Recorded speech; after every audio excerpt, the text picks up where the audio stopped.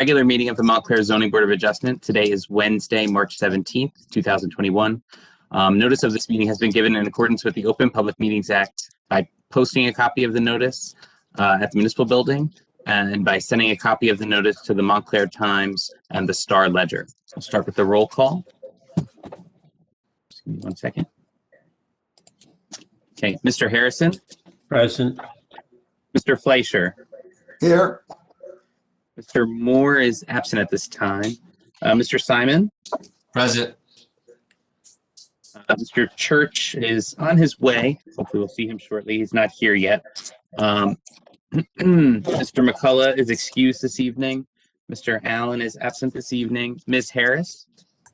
Here. Okay. Mr. Caulfield.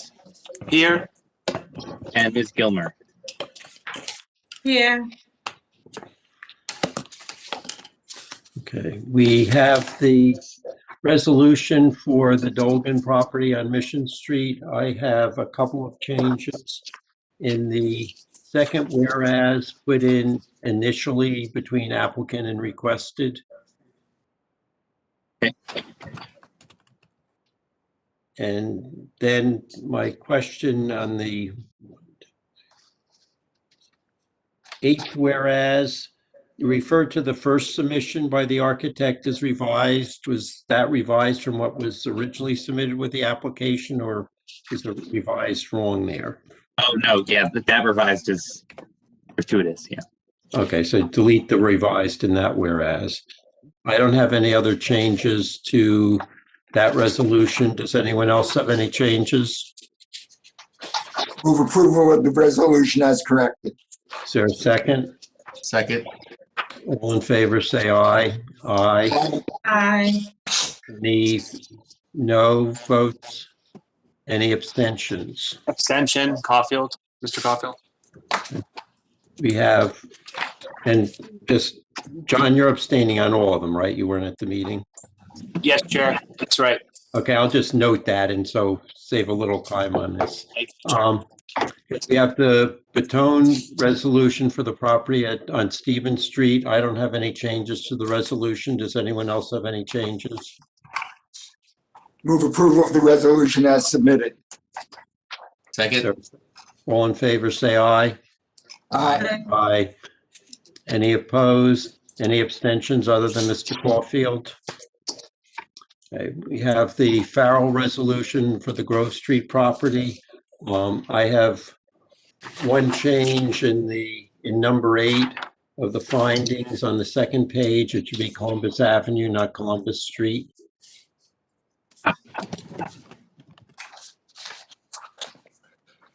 Any other changes to that resolution? Move approval of the resolution as corrected. Is there a second? Second. All in favor, say aye. Aye. Aye. Any opposed? And other than Mr. Caulfield, any abstentions? Abstain. We have the Nowycky application on 7-5. I don't have any changes to that resolution. Does anyone else have any changes? Move approval of the resolution as submitted. Is there a second? All in favor, say aye. Aye. Aye. Any opposed? Any abstentions other than Mr. Caulfield? I abstain. From all of them. I'm here. Okay. Greg? Yes, Mr. Church. Hi, we see you and hear you. So, Okay, good. Okay. thank you. I'm just going to meet you while the chair goes through the resolution. Okay. Okay. We have the Chaconas resolution of the property on Union Street. In the very first line, you have the wrong applicant name. I don't have any other changes to that resolution. Anyone else with any changes? Move approval of the resolution as corrected. Second. All in favor, say aye. Aye. Aye. Any opposed? Any abstentions besides Mr. Caulfield and Ms. Harris? We have the Armor resolution for the property on Orange Road. I don't have any changes to that resolution. Does anyone else have any changes? Move approval of the resolution as submitted. Second. All in favor, say aye. Aye. Any opposed? Any abstentions other than Ms. Harris and Mr. Caulfield? And we have the Landis application for the property on North Fullerton Avenue. I don't have any changes to that resolution. Anyone else with any changes? Move approval of the resolution as submitted. Second. All in favor, say aye. Aye. Aye. Any opposed? Any abstentions other than Ms. Harris and Mr. Caulfield?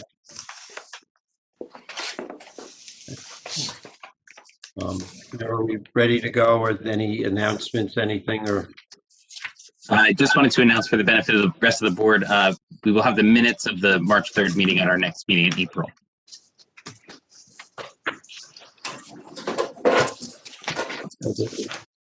The first application is that of Dakota Plofker. This is for property at 37 North Willow Street. This is an application for approval of a revised site plan. The board previously granted variance for the application. We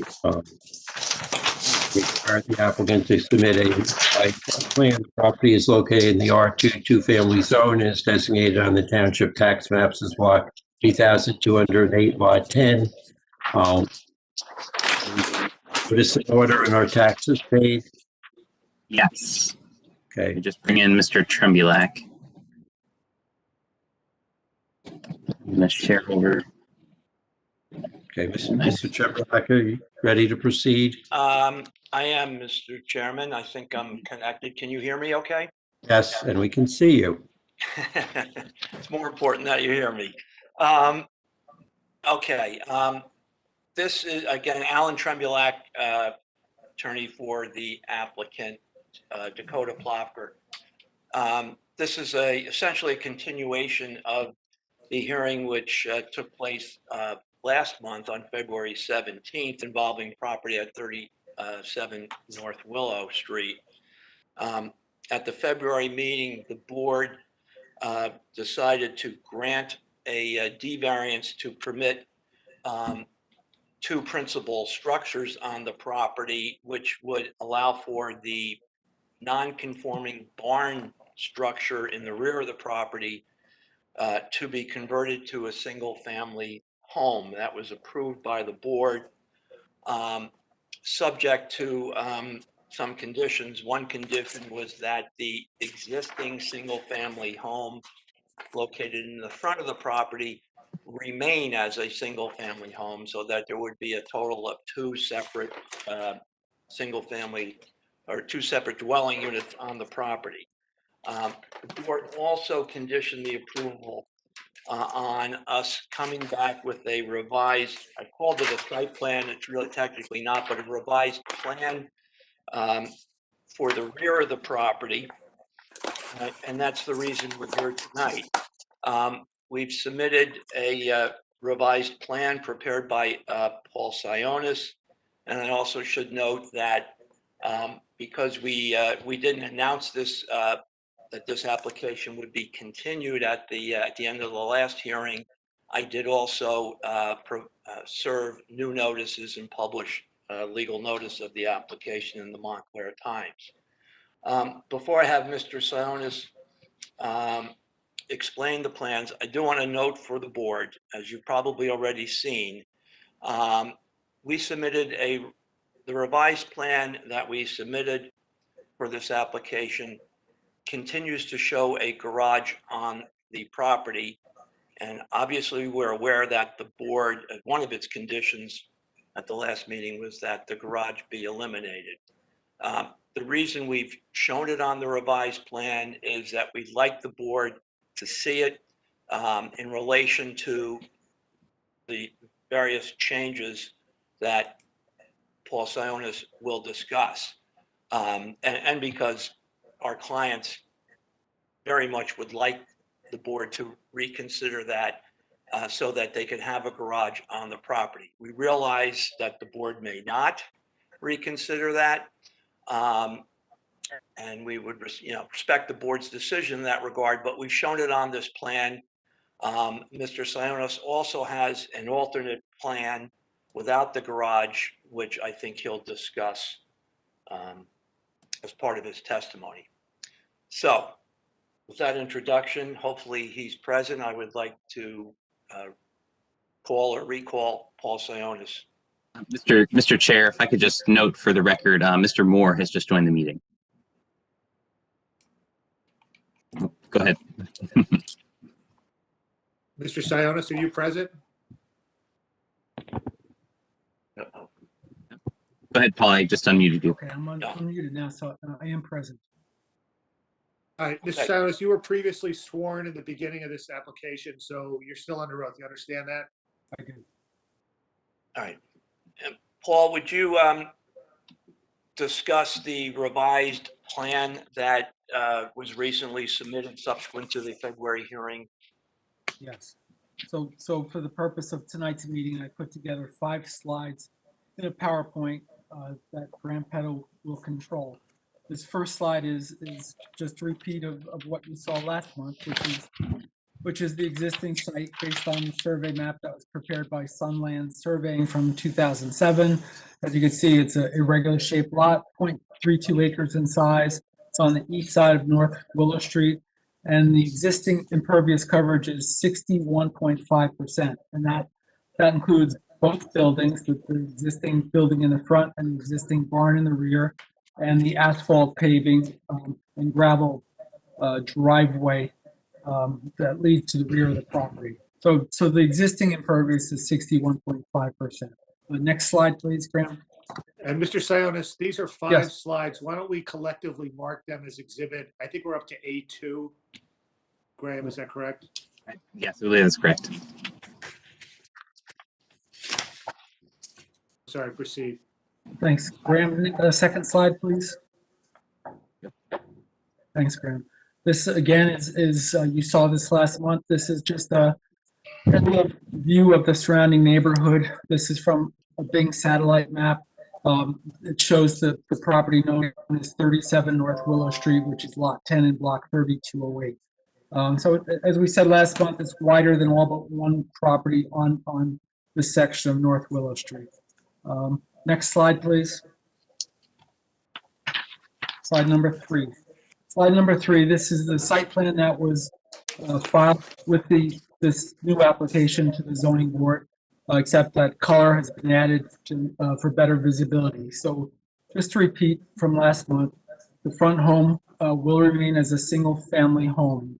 Previously, the applicant asked to make that into a 2-family dwelling. At the last meeting, it was determined that will remain as a single family home. The existing barn will be adaptively reused as a single family home. And then the site plan has been revised since last month. The board had asked that the parking on the property be a minimum of 30 feet from the rear of the existing dwelling. So parking, there's 2 parking stalls, stalls number 1 and stalls number 2. Those are exterior spaces. Those would serve the existing 1-family dwelling in the front. And as you can see from the dimension, it's 31.6 feet from the rear of the dwelling to parking stall number 1. And the purpose of that is to provide a yard for the front home. Thanks, Graham. Even though the board had suggested that the preference was not for a garage, the applicant has asked that we come back and show a new detached 2-car garage on the property.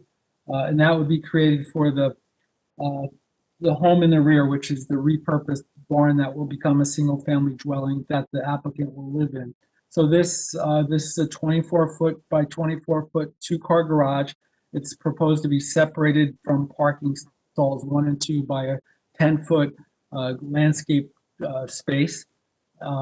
It's to be set 6 feet off of the property line, that southerly property line, as is required by the zoning ordinance.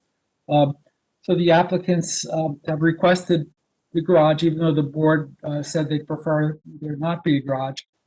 They would like to have a garage to enclose two cars inside. The garage would also provide some indoor storage, and then it would also serve as a buffer between the repurposed barn and the rest of the property. They're proposing, they've asked that we show this new two-car garage on the property. The garage is placed nearest to the neighbor's existing garage that's just to the south, so it's labeled adjoiner's existing garage. All of the chain link and barbed wire fence will be removed. We mentioned that last month, that the property is currently surrounded with chain link fence with barbed wire on top of it. That is still to be removed and replaced with a new 6-foot-high wood board-on-board fence. And then at this easterly edge of the paving, on line with that top right corner of the proposed garage, is a 4.5-foot wide fence to separate the paving from the yard area that presumably would be the yard for the repurposed barn. With this plan, we've reduced the impervious coverage from the existing 61.5% down to 45.5%. And then, as was suggested at the last zoning board meeting, new evergreen landscaping is proposed in the bottom southeast corner of the property. So we're proposing 10 Brody junipers, which are a native evergreen tree that stays pretty narrow, but can get to 15 feet high after about 10 years. So that would help to buffer this property from the Union Gardens parking lot and the property directly to the south, which has the large multiple vehicle garage. So this is the plan that was submitted, and we realized that the board frowned upon a new garage. The applicants have requested that we come back with a garage, again, to keep cars inside and also to have some additional storage on the site. So next slide, we prepared an alternate plan, slide number 4. So this alternate site plan eliminates the garage, and we looked at separating the parking stalls number 1 and number 2 from stalls 3 and 4. One thing that the applicants requested is that we don't have a 4-car parking lot on this property. They felt that that was pretty intense for what their goal is for this property, of improving the property. So rather than having 4 cars in a row, 4 parking spaces in a row, we looked at an alternate to have spaces 1 and 2 located approximately 50 feet from the rear of the single-family house in the front, and then parking spaces 3 and 4 would be in that top northeast corner of the property. So those spaces would be shown 4 feet from the property line at the easterly property line and 4 feet from the northerly property line, as is required by the code. The other spaces 1 or 2 are 10 feet from that southerly property line.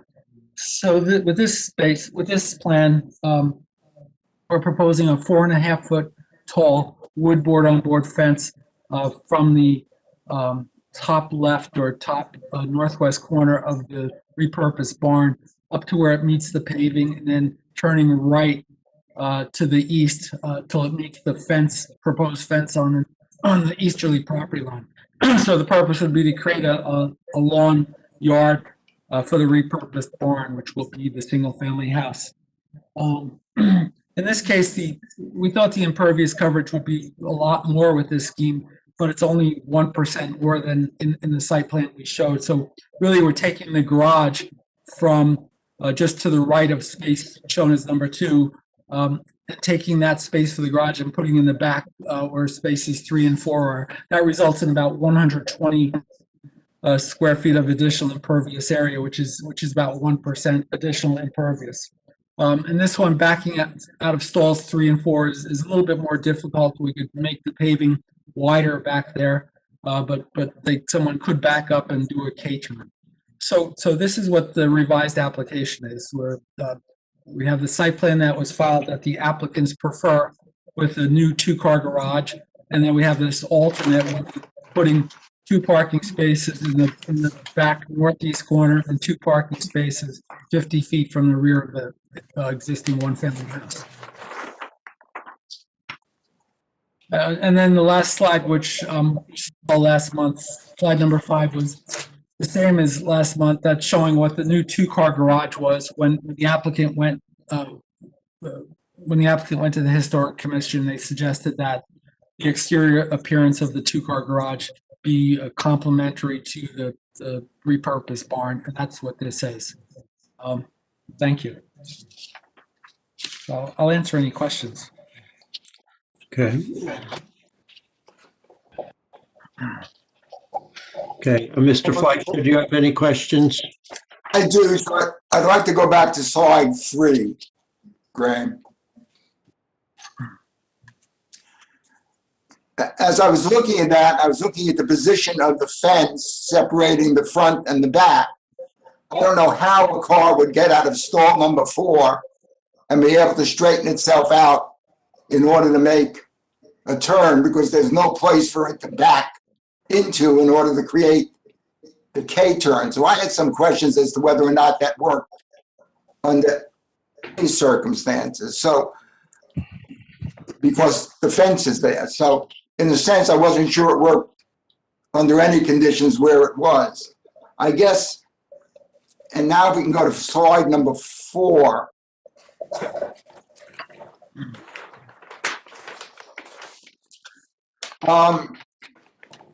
Without getting into a lot of detail, did you consider simply placing a garage, if they really would prefer a garage, and I'm not 1,000% against it, would you consider a garage in that back corner?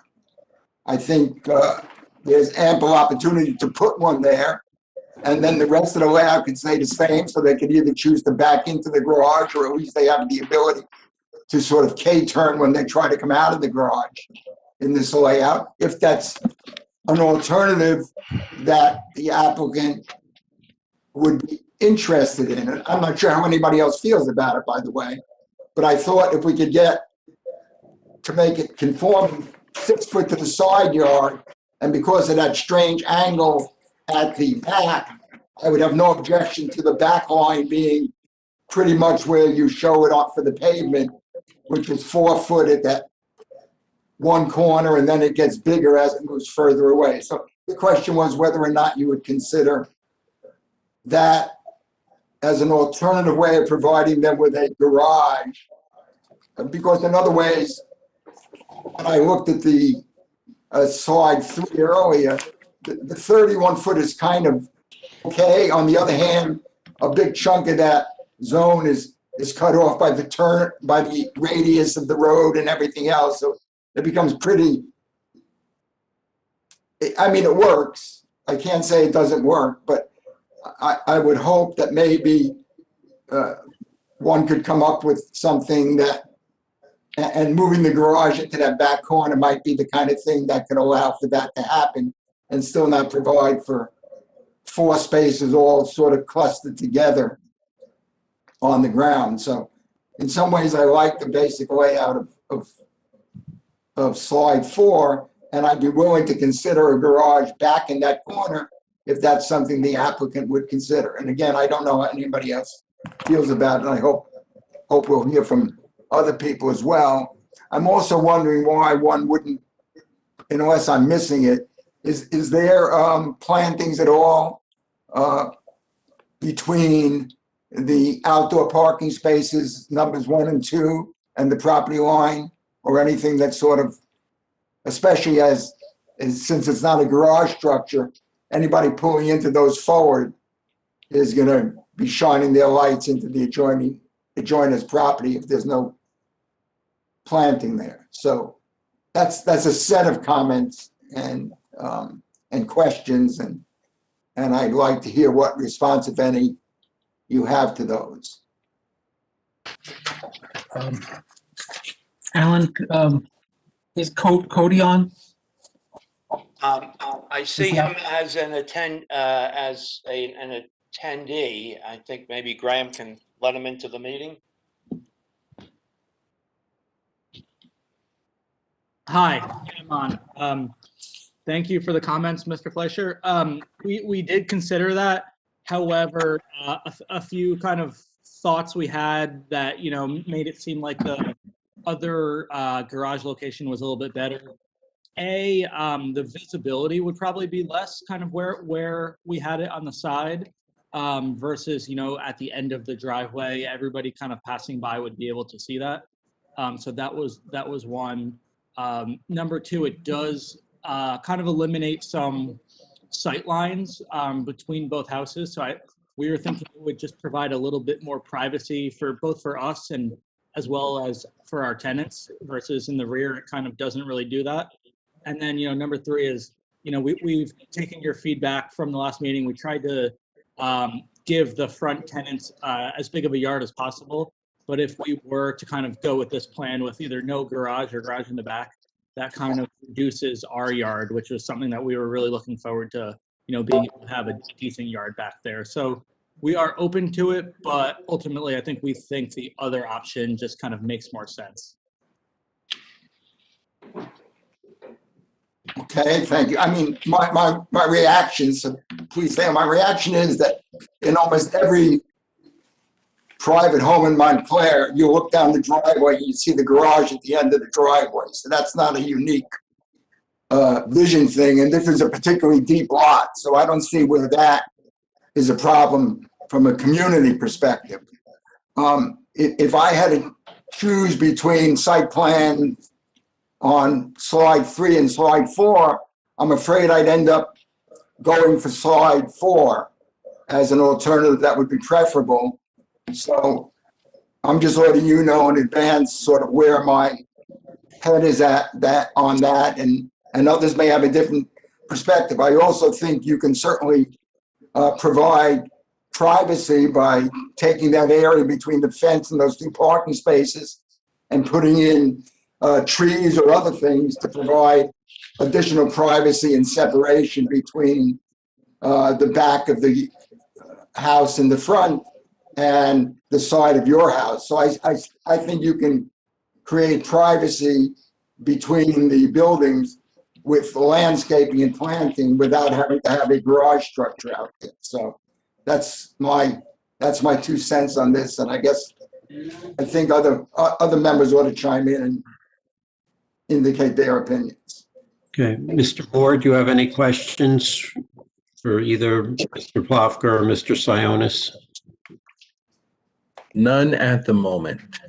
Okay, Mr. Simon? Yeah, I also tend to agree that I would have liked to see the garage in that top right corner. But in regards to the garage, the elevation that you have, the door that you have in the elevation, is that towards the front or the rear of the garage relative to the front garage door? Towards the rear, towards Grove Street or towards Greenwood Avenue. So it'd be closer to that. The reason I'm asking is in relation to the concrete path that you have proposed, would it be at the top or at the bottoms? Because it just seems like that path would be kind of like the openings would almost be, I would say redundant. It's a minor issue. It's just, I was just concerned about how far that concrete path would need to go up if the door is on the side. Because I can't imagine anyone walking past that door to go out the front unless you were physically actually going to walk along the main street. I suppose that people would walk down that walk and go into the garage right there. So there'd be no need to go further up, but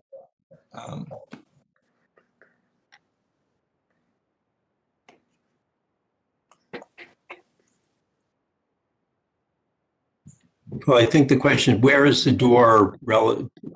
The door, Graham is showing it. yes, good. So the concrete should have been extended on the site plan to connect to that door.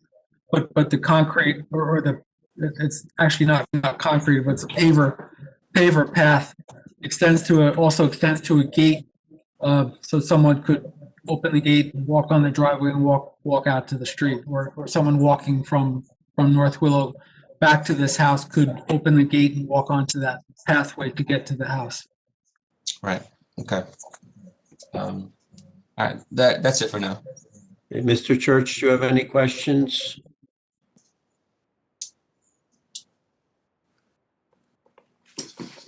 Yeah, I have a question. I thought that we had decided, or we had thought, that an additional building on this property would be stretching the two-family idea. I think that some of the neighbors that had commented before had stated that they were not totally in favor of it. We thought that possibly by minimizing the amount of structures on the property, it would be more acceptable. With Mr. Fleischer's comments concerning where the garage could go rather than where it's shown on this that we're looking at now, I would say that that would be an acceptable alternative, but we still have the problem of 3 buildings on the lot. And how does that set a precedent for R2 zone? That you just put as many buildings on a lot as you can get on the lot. So, yes. Mr. Church, maybe let me just help here a second. Sure. So the applicant initially came in with a plan to convert that single-family home in Right. the front to a 2-family home, but they withdrew that. So that is now proposed as a 1-family home. We did grant them a D1 variance to permit more than one principal building on the lot. So that's the converted barn in the back, which will be single family, and then the front single family. And the debate over the garage was an accessory building and whether or not that, negatively impacted the grant of the 2 principal building variants. So that's really what we're reviewing right now. Okay. Okay, then I would get back to my point of, I would have to agree with Mr. Fleischer that the garage should be moved to that back corner so that it's just more practical. It looks more practical to be there. Although I know the convenience of putting the garage closer to the building is in the preference of the owners. But it just would fit better in the back, I believe, because of the problem of coming out and turning. So that's just my comment now. Okay. Ms. Harris, do you have any questions? No, I don't have any questions. Mr. Caulfield, do you have any questions? I have one, Chair. Mr. Sionis, how are you? Did you look at maybe taking Mr. Fleischer wants the garage in the back, but have you thought about moving the garage a little bit up, kind of to where you have that fence and kind of making it like a private, they could drive, instead of moving it to the back, move it kind of up towards, you have a fence line there, maybe having it start there? Yeah, thank you, Graham. Yeah, like Thanks, over Graham. in that, was that ever a thought in your mind? Thank you. We had not looked at that, but that would at least preserve more backyard for the applicants. It would give him backyard, give him privacy. I think you'd have to do something with the parking, maybe do something less with the lawn, but is that a thought that you could think about? Thank you. I would consider that, and I would ask the applicants to consider that too. Yeah, that's a great point. I think that we would consider that if the board didn't look favorably on the other garage location. I think that would still give some privacy and allow us to keep a little bit more of the yard.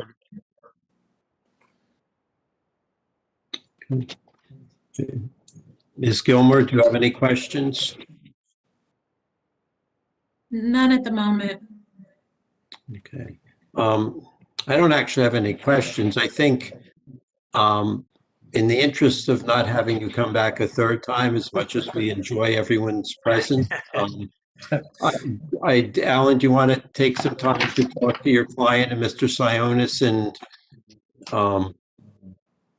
see what at this point, there are 4 options on the table. The 2 the applicant presented, one having the garage in the rear corner, one having the garage back straight along the driveway, but not so far back in the property.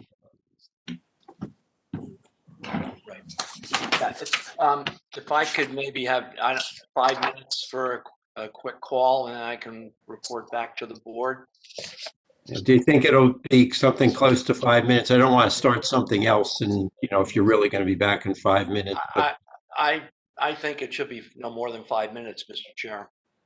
okay.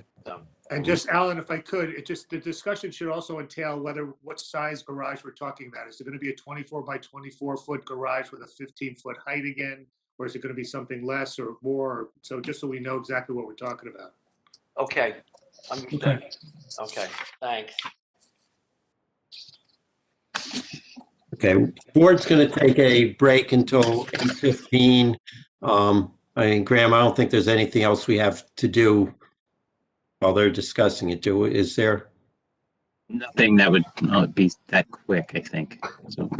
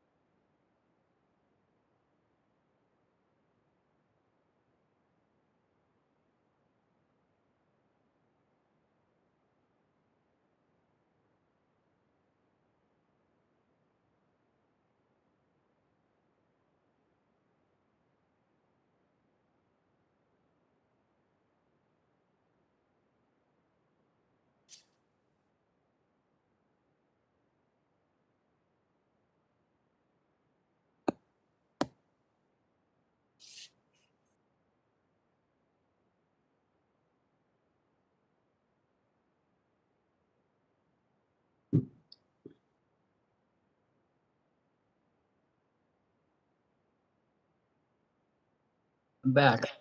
Hey. Okay, Mr. Chamberlain, have you had a chance to discuss this with your client? Yes, thank you for giving us the opportunity to talk. Took more time to figure out the mechanics of a conference call on a cell phone, but we succeeded. So Mr. Plofker would prefer, I guess, the option that Mr. Caulfield suggested, which would be to move up the garage from the corner, you know, closer to North Willow Street in order to allow as much of a yard area in front of the house as possible. And he would, you know, he would like to keep the garage exactly the way it's shown in terms of dimensions and height and design. So that's his preferred alternative. Okay, would it be if we, and I don't know where the other board members are, I'm not even sure where I am, but it just still, we're all talking about the same thing. Would the front of the garage be lined up, if you continued the portion of the property line that goes behind the neighbor's garage, if you continued that straight across, it would be line up with that, where that is, or is that where it? I think that would probably be the preference because that just allows for you know, a much larger front lawn for the converted barn in the rear.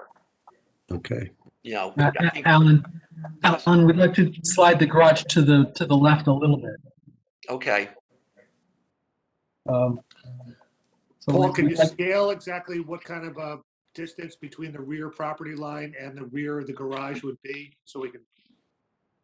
figure Well, that we'd out? like to have the front wall of the new garage, the wall facing North Willow, approximately 5 to 10 feet to the right of number 2. Okay, you're gonna have to say that again, approximately 5 to 10 feet from what? From the easterly line of parking stall number 2. Right, Graham. So if you cut that 15.5, Graham. So, and that'll make it, give it enough space for parking stall number 2 to back out, plus the cars to back out of the garage. That would not, Sorry. if you move it there, for example, roughly where that red line is, Yes. or whatever, that will not provide for the opportunity, and you cut what is now the 15-foot down to 7-foot, that will not really give the opportunity for anybody to back up out of that garage. Well, you need half. You'd be hitting the other cars unless you start moving the other cars forward. I thought a much cleaner spot was to take the fence line that you've already, in a sense, created and make that the front face of the garage. And then you have, Right. I think we could still move the garage towards North Willow a little bit more than that fence line. Again, whether it's 7.5 or 10 feet from stall number 2. well, all right, let me understand this again. If you're backing out of that garage, you cannot possibly back into a zone that's only 10 foot wide. It's not physically possible. You'd end up backing up into the zone where the other vehicles are for the other house. I was trying to get a clear zone where you could back up on your own turnaround, and you can't do that from there. Backing out of that left stall would take about 6 maneuvers if you keep moving it forward the way you're doing it. I believe. That was my point. Okay. Okay, Paul, what the dimension that you have on the plan, I can't quite read it, that's between parking space 2 and what I assume is the fence line. What is that dimension? Graham, can you enlarge that? It looks like 15 feet, is that right? That was 15 feet. 15 Yeah. plus. So that looks to be about 18 feet from the stall number 2 to the fence line. And that's kind of the amount of space you need. That's why I thought putting the garage in line with the fence made sense. But I think 18 is pretty generous for a backup. whether it's at the end of a parking lot or out of a garage. Generally, you want at least 6 feet, just like that dimension we show above here. So But doesn't that garage have to come down from the Exactly. from the northern property line? Because right now, I think the way it's drawn, the way it's sketched, it's right on the line. But you would still need the setback from the Yeah, the northern 6 line. foot, right, the 6 foot. plus the garage is 24, not 18. So that would cause spaces number 1 and 2 to move closer to the southerly property line. We're showing those spaces 10 feet from the property line, spaces number 1 and 2. So it's allowed to be 4 feet, so we could certainly slide that over 5 or 6 feet. So it was suggested to have some landscaping between stalls 1 and 2 and that southerly property line. Even though we're proposing a 6-foot tall board-on-board fence there on the property line. But we can certainly slide those stalls closer to the southerly property line, a maximum of 6 feet. Yeah,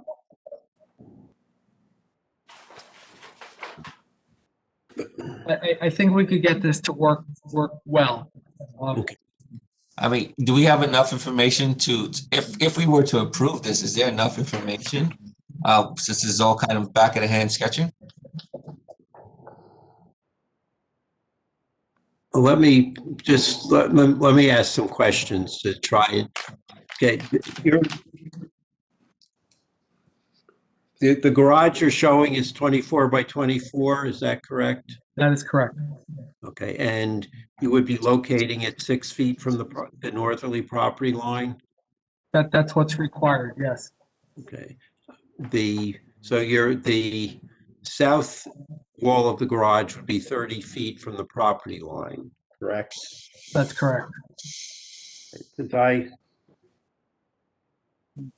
Your lot width is 57 feet on that part of the lot? Yes. Okay, so you're doing, so that's taking up 30 feet. The 2 parking spaces are taking up 25 feet, correct?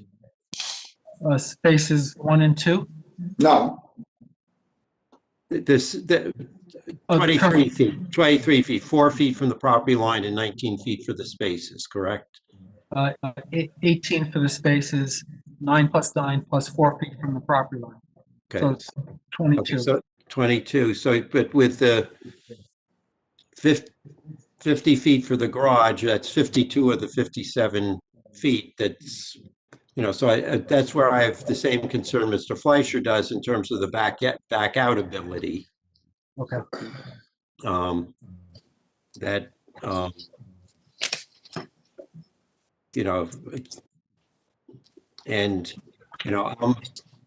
I guess to respond to Mr. Simons, I mean, I'm comfortable with, if they're agreeable to put it at the fence line, following that property line that's behind the adjacent garage across, that works. Otherwise, I think we need them to come back to show that there's enough room to maneuver the cars. But let's finish the hearing and then we can discuss among ourselves. Mr. Tremblay, do you have any further you want to add before I open up to the public?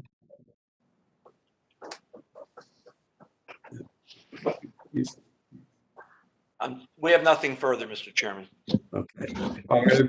We would agree to the, no, I think that's fair.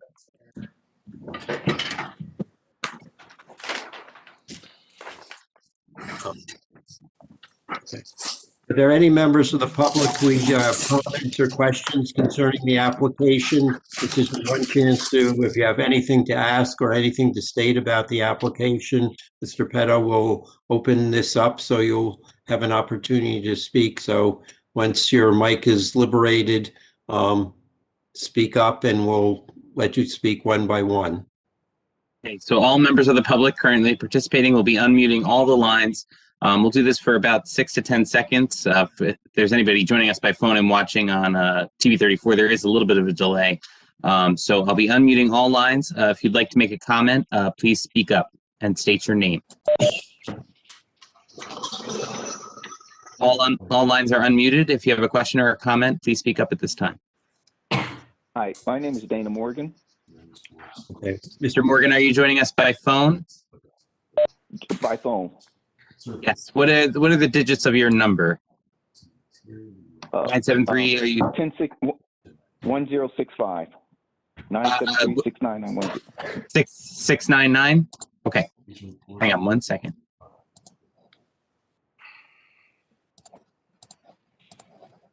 Okay, Mr. Morgan, can you hear me?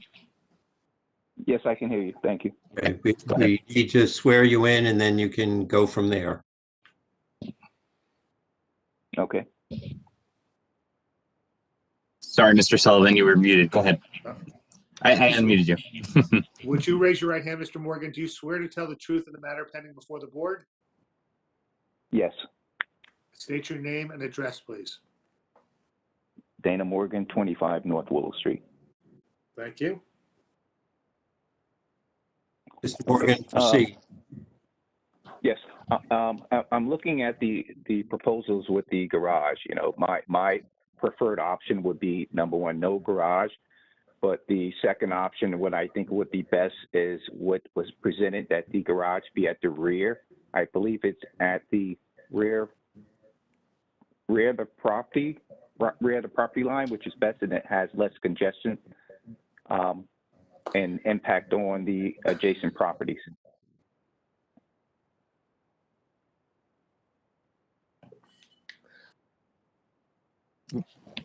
Sorry. Further, Mr. Morgan? Say again? Just If you have any. making sure your end of your comments. Yes. Okay. Are there any other members of the public who have any questions or comments on the application? So once again, members of the public, I'll be unmuting all lines. Please state your name if you'd like to make a comment. Members of the public are now unmuted. If you'd like to make a comment, please state your name.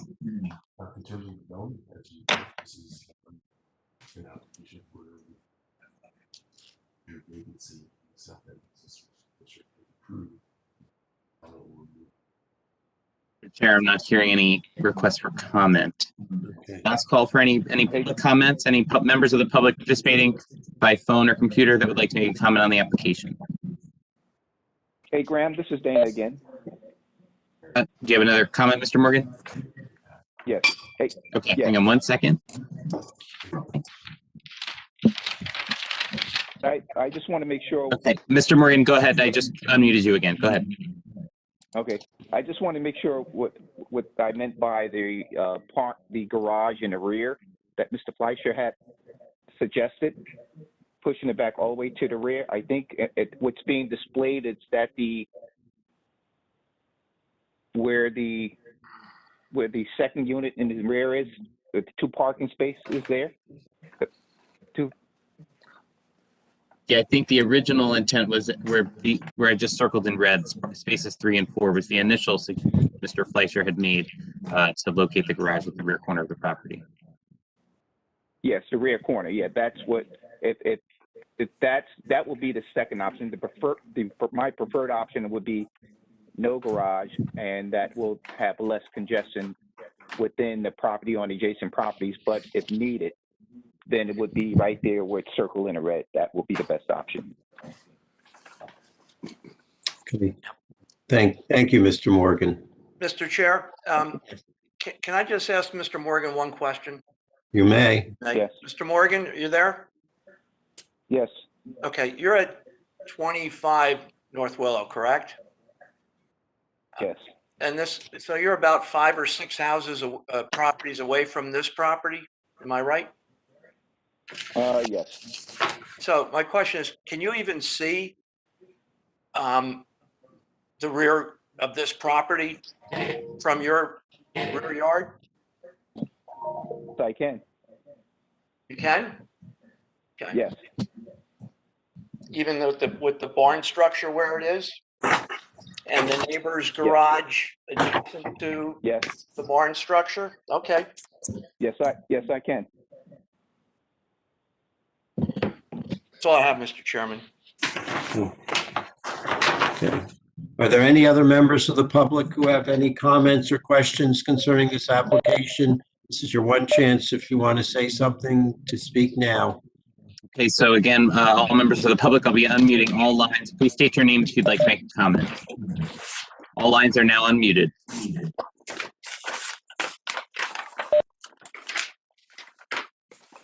Any members of the public who would like to make a comment on this application, now is the time to please state your name and we'll bring you into the meeting for a comment.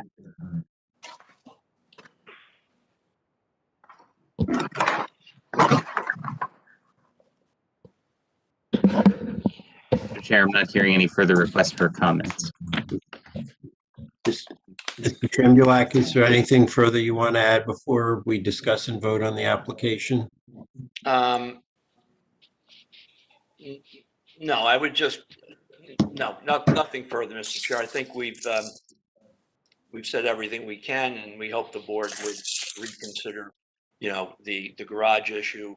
And I know Mr. Plofker would be willing to move the garage to the fence line, which I think was the last thing that was discussed. So, thank you for your time. Okay, we'll start discussion with Mr. Moore.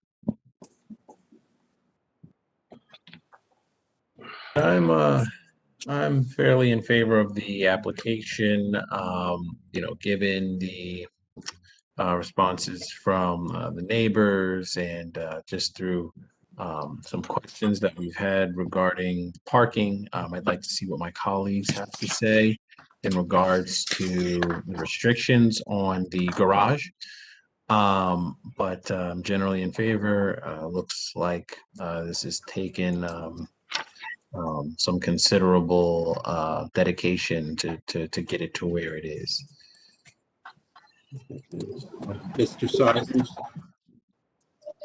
I'm in favor of the garage in the newly proposed position. I think it maximizes the yard space for both properties without too much of a compromise. Yeah, I'm generally in favor. I guess that the final starting and end point will need to be clearly defined. But in the new location in that top right corner, I would be in favor of. Okay. Ms. Harris, Mr. Church.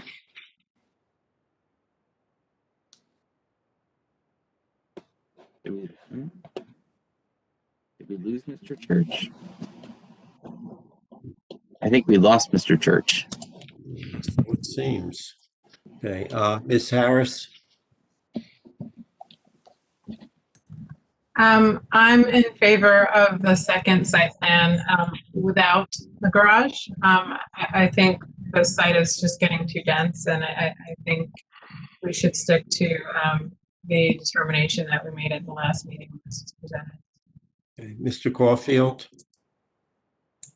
I'm in favor of with the proposed garage being at that fence line. Thank you. Ms. Gilmer. I'm in favor of the new location towards the back fence line. I think it allows still some open room between the two. So yes. Okay. Mr. Fleischer.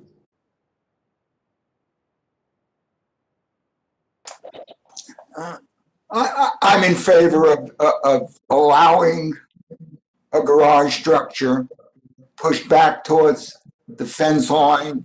I could live with one that sort of meets where that current 4.5 foot wide fence line, if it was on that line. But I think from the standpoint of the site itself, perhaps, and the concerns of neighbors, I'd rather have it pushed back to that rear fence line. So, and what I would propose is it should be 6 foot from the north property line, and closest corner on the east property line would be 4 foot from the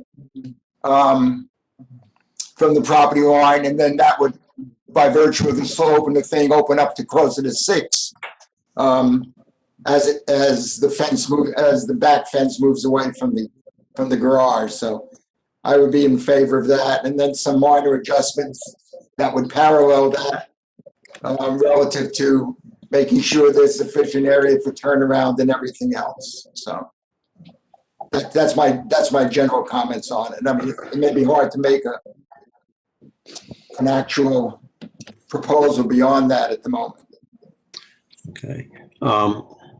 I mean, one, I am not in favor of the preferred site plan that was originally presented with the garage on what I will call on the Willow Street side of the fence line.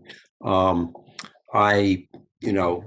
originally, thought we should have the condition we imposed that there be no garage. Seeing the consequence of that and providing, a more realistic lawn area, not one that was technically in compliance with our conditions that the garage in front of the fence line was producing, there isn't, drastically reduces the yard area for the barn structure.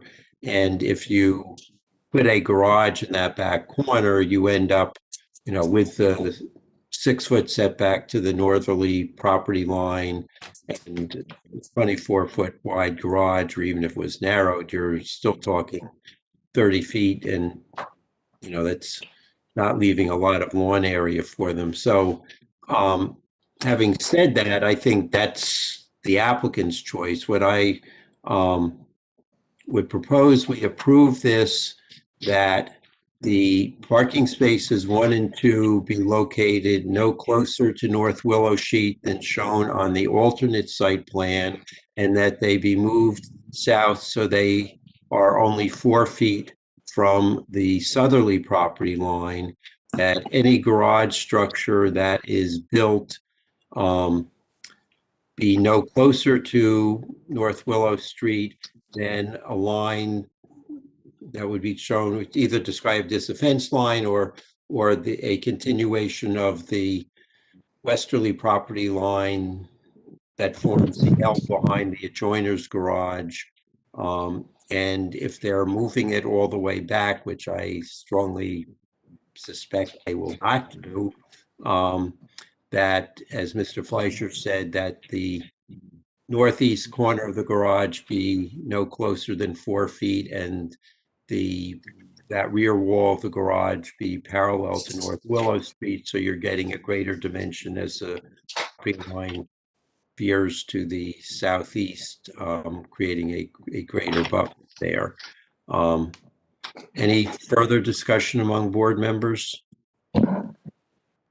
And I don't remember, did we do other conditions on the prior approval that still need? We did. Let's just go through that. This will result in if this proposal is approved, it will result in a modification of the prior condition which prohibited the garage. They would provide the minimum 30 feet of green space. That was a condition, so that's not an issue. I assume the applicant's still agreeing to remove the windows on the westerly side of the rear barn building, correct? Correct.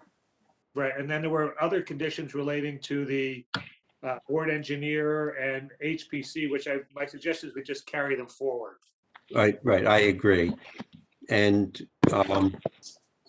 I guess the one thing I should add is that they submit to the planning staff, it's not in, well, I mean, that is showing that the turn radiuses coming out of the garage and parking space 2 are adequate for easy car maneuvering to get out and go out front face forward into North Willow Street. Okay, does any further discussion among members of the board?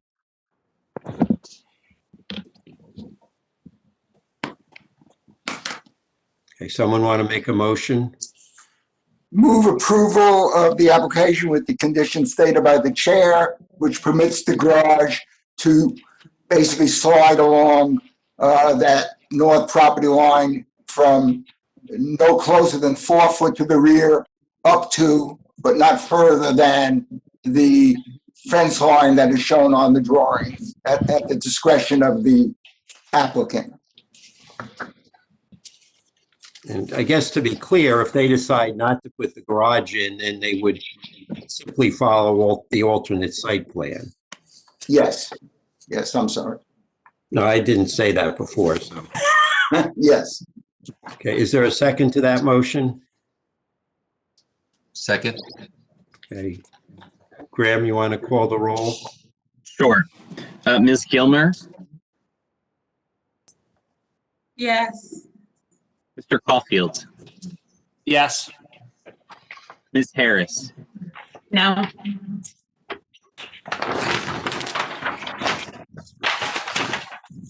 Simon, Yes. Mr. Moore, Yes. Mr. Fleischer, yes, Mr. Harrison. Yes. Okay. Thank you very much. The next application is out of Compass LLC.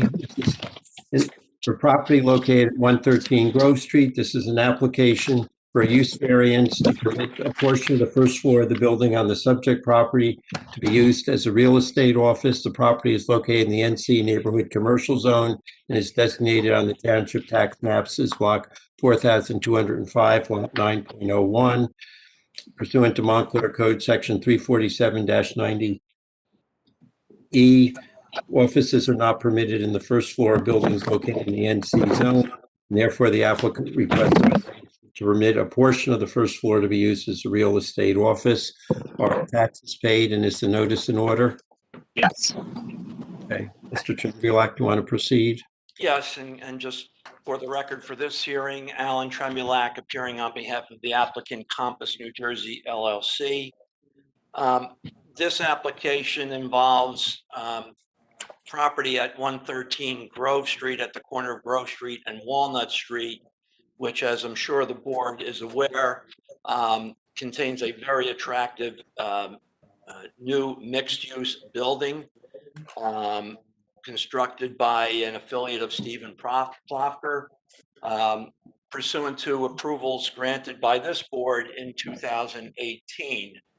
The building is close to being completed.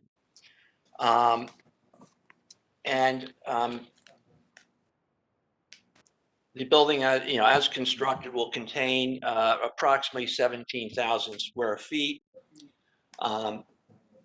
This application is for a variance to permit approximately 3,200 square feet on the first floor of the building to be used and occupied by Compass New Jersey Realty, which is a major real estate brokerage firm which only recently entered the Montclair market within the past year. This is similar to other applications which have come before this board in recent years regarding real estate offices wishing to locate on the first floor in business districts, including the Keller Williams office in Upper Montclair and the Berkshire Hathaway office at, I believe, 695 Bloomfield Avenue. So it's a similar variance. It's the only relief that's being sought on this application. And I intend to present two witnesses in support of the application. Michelle Ziska will testify on behalf of Compass, followed by our professional planner, David Carlback. So if I may, I believe. Tremblak, can I just ask a question first? I, as you know, didn't participate, but I saw in the description of the prior application that a variance is requested for that to allow a portion of the first floor to be used as office space, and I want to know why this isn't, res judicata isn't an issue with this. Sure, I can answer that. It's a good question, which I'm aware of. When we came before the board for the use approval, use variance in 2018, we also requested a parking variance to permit 50 spaces, which was ultimately approved. In order to try to reduce the parking deficiency variance, we suggested that we could dedicate, I think it was 1,900 square feet of space, but a certain amount of undefined space with an undefined user, but just a general concept of allowing some office space on the first floor in order to, again, minimize or reduce the parking variance. We had no particular use in mind, no particular type of office or tenant. It was just that general proposal. The board essentially said, we're okay with the 50 parking spaces, and we'd rather not have, some undefined office use on the first floor. This application is for a specific tenant, a specific use, and a specific location in the building, which I think makes it substantially different than the general sort of undefined request for some office space on the first floor that was presented in 2018. So I don't believe there should be an issue regarding res judicata, and I think the board can hear this application. And since I don't know what was presented, Mr. Sullivan, do you have views on this? Yeah, I think let's just generally talk about what res judicata is. That's a doctrine where the same parties or the privies seek the same relief in the same factual setting. The board may dismiss the case on the grounds that it's already been decided. The purpose of the doctrine of res judicata is to provide finality and repose, prevent needless duplication of effort, eliminate waste of time and expense and so forth. So the way I looked at this case was when the board heard this the last time and they denied the application to permit, it was approximately 1,900 square feet of undefined office space. There was no user identified. This application now specifically provides that it's a real estate office. In the prior application, the board would, if they had approved it, wouldn't know what type of office user it was going to get, whether it was medical office, a different kind of business office. I think this application has narrowed the scope, so I think it's sufficiently different so that the board can hear the application. Okay, just one task. Mr. Church appears to have his hand raised. I don't know if that's advertent or inadvertent, but since we temporarily lost him. I had to switch computers. Was my I problem. see you now, Mr. Church, so. Okay, so you're back and fully participating. Things good. Okay. Okay, Mr. Trembulac, you want to proceed? Yes, call my first witness, Michelle Ziska. I'm sorry, I wanted to speak to that previous comment that was made. There was a very specific area shown where the proposed 1,900 square feet of office space would be, and it was specifically shown adjacent to the lobby where the stairway is that was going to be going up to the second floor. So it was not an undefined area. It was a very specific area that was requested, and it was less than half the size of this area. And one of the problems here is, and I'm going to state it before we start, is this does not have a layout. And all the references Mr. Trembulac made to other places we've approved always had a layout that we could comment on, and what would be along the window walls and everything else. This is asking essentially for a blank check for 3,900 square feet of space when we've already said we didn't want offices on the first floor. So I don't know, I'm not an attorney and I don't know the rules, but the representations that were made were very different because there was a space identified as the potential office space on the first floor, and it wasn't that corner, and it wasn't that area, and it was less than half the size of this. So to say that this is a totally different application without even a floor plan showing what spaces are going to be along the windows or anything else, I would find it impossible to look at this as anything other than what we'd essentially already rejected previously. Well, Mr. Fleischer, just to address a couple of things. So the fact that the space itself may have been defined in the prior application doesn't change my opinion. They were seeking a non-specific office use at that time. So as far as the res judicata issue, your clarification doesn't change my conclusion. However, that's not to say that, your identification of a problem with the application as to layout may be something that, the applicant is going to have to address going forward. And the board may determine they don't have sufficient information as to layout. But I think the res judicata issue is separate and apart from the specificity that you're seeking with respect to the layout. Okay. Thank you. Okay. Mr. Trembleak, proceed. Yeah, if I could just respond to Mr. Fleischer's comment. We submitted a floor plan with the application. And we also have an exhibit that will be tonight, which will provide a visual as to what the space will look like along Walnut Street, particularly the storefront space. Okay, well, None of the material we received included floor plans of the interior. I'm sorry? None of the material we received included any floor plans of the interior. I thought that was submitted with the application. Well, Mr. Petto can answer what, because it certainly didn't come in the package we received. Yeah, the plan that we received that shows the interior, it doesn't show a specific layout of the interior of the space. It shows where the space is located within the building. I'm sharing that on the screen at this time. Right.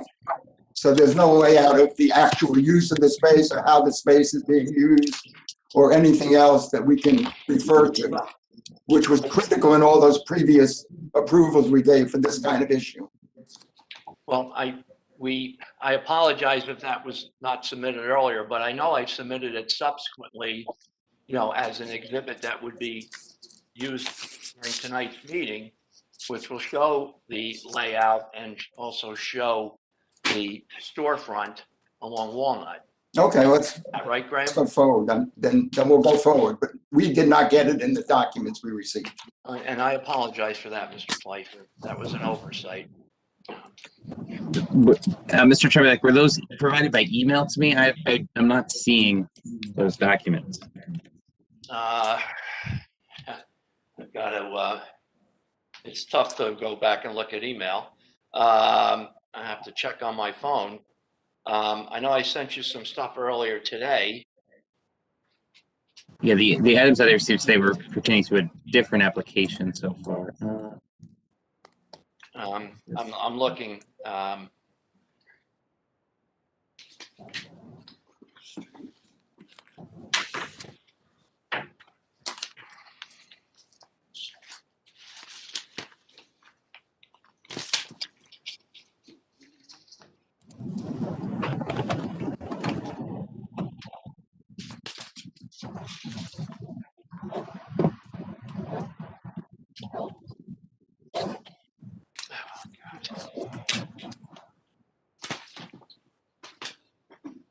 I see. They were sent. I do have them here. They were sent way back in February. Yeah. Once that for the February meeting. I do have the two exhibits. Yes. Yeah, I do. Yes. Okay, so those will be introduced as exhibits this evening. Okay. Scared me there for a minute. Okay. I thought they were sent more recently. So. Okay. So, again, I would again call Michelle Ziska as my first witness. Ms. Ziska, would Yes. you raise your right hand? Do you Yes, swear to shall tell I the truth and the- start the video?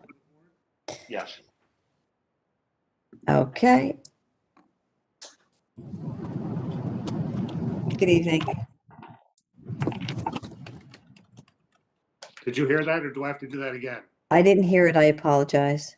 Okay, well, you kept your hand up, though. That's good. I did. So do you swear to tell the truth in the matter pending before the board? Yes. State your name and address, please. Michelle Ziska, 95 Spring Ridge Drive, Berkeley Heights, New Jersey. Ms. Ziska, what is your occupation? I am the broker of record for Compass, New Jersey. Okay, you're licensed real estate broker? I am a licensed real estate agent. Okay, and can you just provide a little bit of background regarding your experience as a real estate salesperson and broker? Sure. I have been in the real estate business for over 15 years. I got my broker's license about 6 years ago. I have been a broker for Weichert, Sotheby's, and I am now employed by Compass. And I've been with Compass since June of 2020. Okay, and what is your current position with Compass? I'm the broker of record for the state of New Jersey, and I'm also the sales manager of the Montclair office. Okay, where is your office located? Where do you spend your time?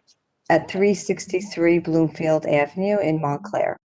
Okay, that's where Compass is currently operating from? Yes, it's a temporary space. All right. I think might be helpful, again, since Compass is a relative newcomer to this area. Can you give the board some background regarding Compass? Sure. Compass is the third largest real estate company in the country. We actually came into Montclair less than a year ago. We started like in April of 2020. We are a real estate technology company that supports the entire real estate process with both buyers and sellers. And our mission is to help everyone find their place in the world. We have currently about 17,000 agents nationwide. And in Montclair, we have about 65 agents currently on our roster. How many offices does Compass have in the state of New Jersey? Right now, we have 4. Okay. And forgive me if you already answered this question, but when did Compass start operating and conducting business in Montclair? April 2020. Okay, so almost a year. Yes. Okay, and you currently have a temporary office, I think you said, at 363 Bloomfield Avenue? Yes. Okay. All right, and your duties with respect to the Montclair office, you basically oversee the office? I do. I manage the agents. I work with them on a day-to-day basis, helping them through transactions and just interfacing with the agents. Okay, and how many agents did you say currently working out of the Montclair office? Currently, we have 60 agents on our Okay. roster. Do you anticipating that number increasing over Of time? course, yes. Okay. All right. We have 60, just to be clear, there's 60 full-time high-producing agents, just so you know. We have very high-producing agents in the office. Okay. Before we talk about this particular proposed office at 113 Grove Street, can you maybe talk about, is there a business model for Compass offices, specifically how your offices are used? Whether agents, work remotely, work in the office, a combination of the two? Sure. We, well, obviously with COVID, things have been more remote than usual, but however, we do have a lot of agents that come in during the day, probably anywhere from 20 to 25 agents come in each day. Not all at the same time, obviously, but they do come in sporadically. The office is open 24/7, 7 days a week, because obviously realtors work on the weekends. I'm there 9 to 5, Monday through Friday, as well as the office admin, who's also there Monday through Friday from 9 to 5. The office is used basically for people to come in, pick up paperwork, drop off paperwork, meet with clients after COVID, right? So they'll have clients come in and meet with them. They'll also have team meetings, and we also have weekly meetings. As an agent, as the agency grows, we'll have weekly meetings. Right now, we do it virtually, but eventually we'll actually come to the office for the weekly meetings. Okay. And has Compass entered into a lease for space in the building at 113 Grove Street? Yes, on the second floor. All right. Yeah, so there's a lease for the second floor, and you're also proposing to lease space on the first floor. Yes. Do you know approximate square footage of the two spaces on the first and second floor? I think it was total of 5,000, 3 and 2, 2,000 on the top and 3,000 on the bottom. Okay. Were you personally involved in the search for a permanent home, if you will, or permanent location?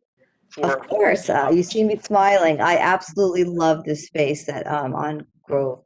It's gorgeous. I was really impressed with the outside of the building, the glass front, the aesthetics of the building. It's exactly what Compass. It's our look, and we're really excited about the windows, so we can actually display a lot of our listings, so that we have a lot of shoppers that pass by that will come in.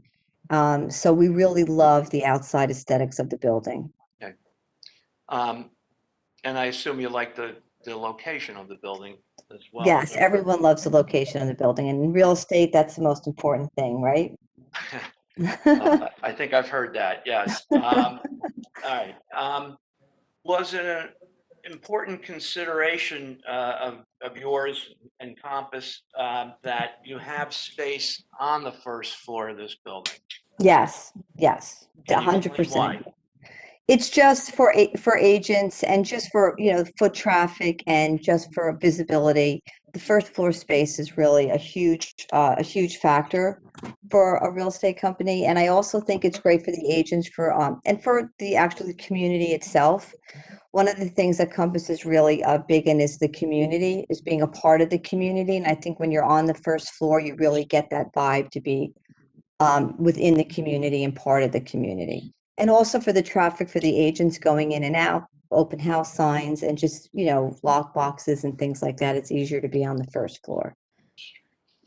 And was it a consideration also that you not only be on the first floor, but you have some storefront presence, if you will? Yes, well, we love to display, like I said, the listings in the front. And we also would love to have, obviously, foot traffic for people to come in.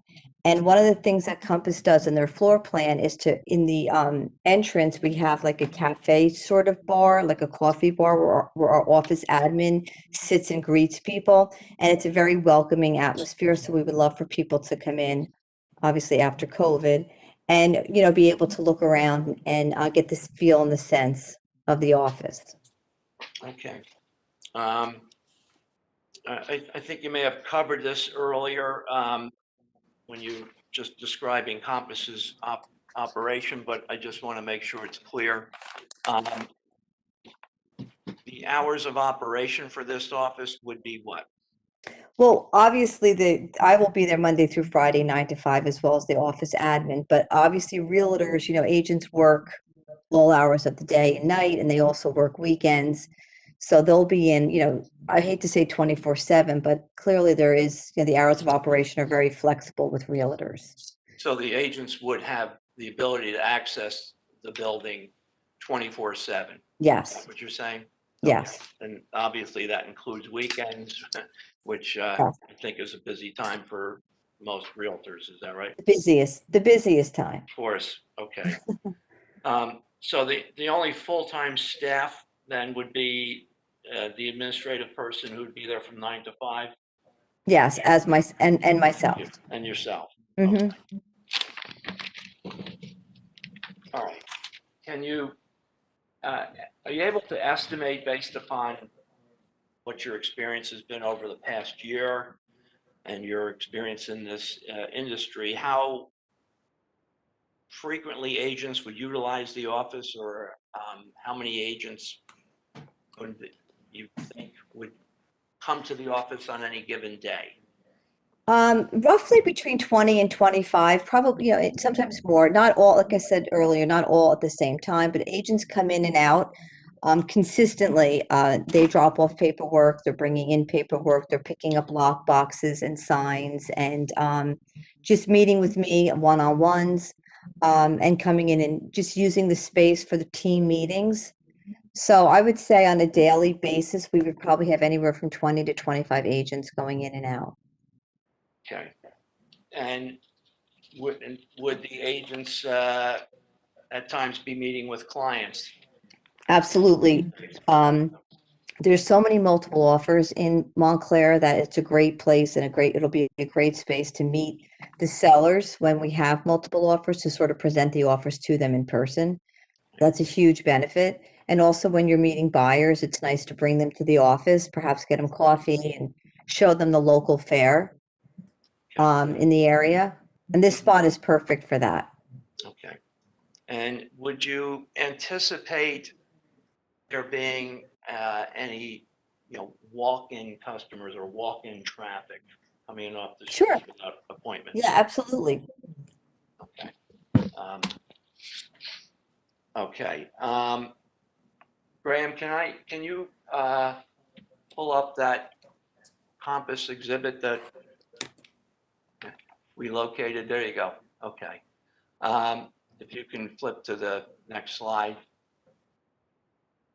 All right. You're familiar with this group of this Yes. exhibit that we're now looking at? Yes. Okay. All right. Alan, can we collectively mark this Yes. as A1? Yes. Thank you, Michael. All right. The first slide there is just a blank space plan. Can we flip to the next slide? Okay, I think this is what Mr. Fleischer was hoping to see. Is this the ground floor plan or the first floor plan for the complex Yes. office? Okay, maybe you can just walk the board through this plan and talk about the different spaces that are shown. Sure. They'll be utilized, and maybe a good starting point would be to identify where the main entrance would be to the office space. Right where you have the Walnut Street, the main office would be. So you would walk in, the main entrance, I apologize. And then this little area where it says pantry, where you see the bar, that would be where the office admin would sit. Like we were saying, it's like a pantry, sort of coffee type bar where she would be very inviting, and all of these windows obviously are glass. Along the left-hand side are all private offices for our top producers. So there's a 4-person office, a 2-person office, and another 2-person office. And then in the back, we have another 4-person office as well for our bigger teams. And then we have a few other private offices on the interior, along with a huddle room, which is just like a quiet room that agents can go into one-on-one. If I want to have a one-on-one, I could sit in the huddle room and meet with an agent privately. And then next to that, we have a meeting or conference room. So if we were bringing clients in, that would be the room that we would utilize. And then another 2-person space.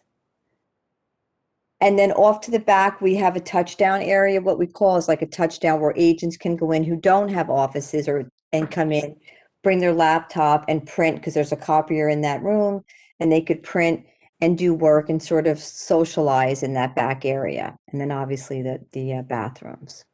So the workflow is really, obviously the bigger agents get their private offices along the side, and then we have the other agents who would utilize that touchdown area, Okay. the open office space.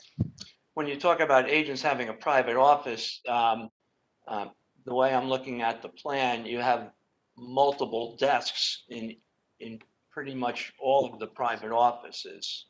Is that right? Yes, well, they're teams. So we have bigger teams that have 2 and 4. They're 2 and 4-person team offices. Okay, so that's the one reason you have 4 people in one room, 2 people in other rooms, maybe? Yes, Okay, for the different teams of agents. exactly. Okay, and is there another door for access to this space from the other, well, I'll say the other side, or from the,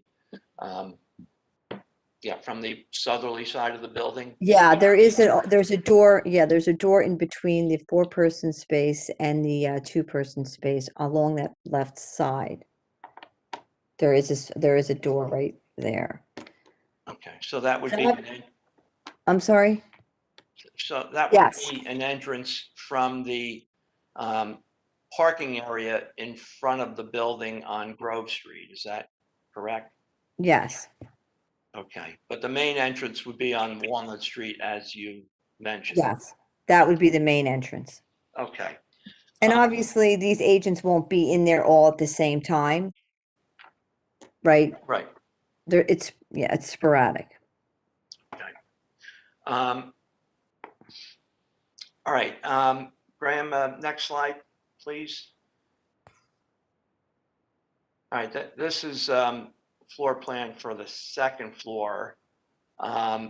Even though, you know, it's really not the subject of this application, because use is permitted there.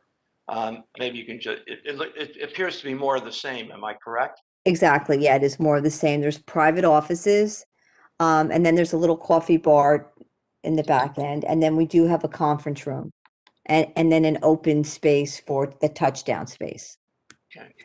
Since, just a general question, since, you know, you're high producing agents, which is obviously what you prefer, are likely to be spending a lot of time out of the office.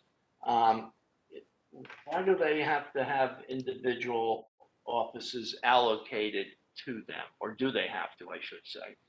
Well, yeah, they do, because most of the high producing agents, it's part of their package when they come into Compass. We offer them private spaces, and it is nice for them to go when they are having team meetings. People don't want to have team meetings in their house or outside of their house, so this is a place where they can go.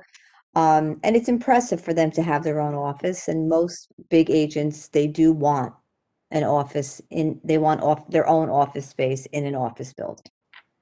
Okay. Next slide, Graham. Okay, what does this slide depict? That is the main area, the front area. And all of these gorgeous windows. I love this building. Is this showing the main entrance from the Walnut Street side? Yes. And that would be the door? Which of The those door, two the front doors? entrance. Yeah, and then you see the pictures of the listings. We have little pictures of the listing, and then if you can kind of look through it, you see the bar area with the stools, where our office admin would be sitting. Okay.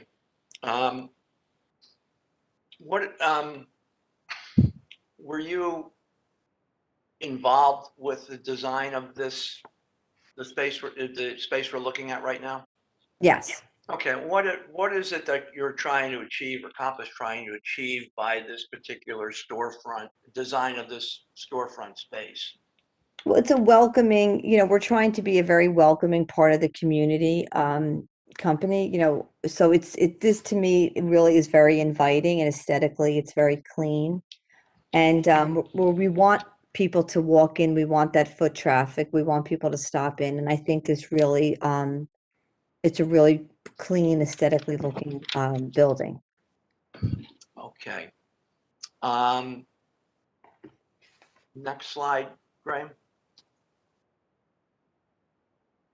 Okay, and Michelle, what is this that we're looking at now? That would be the pantry area. So that's the desktop where the office admin would sit with the coffee bar. And as you see on the right side, there's the front entrance. So it's very welcoming. And then you see the pictures would be on the window on the outside. On the inside, we're looking out of But the those would be listings. visible to people walking on On the the outside. sidewalk, yes. Okay, so this is what people would see when they open the main entrance door off of Walnut Street. Yes. Okay.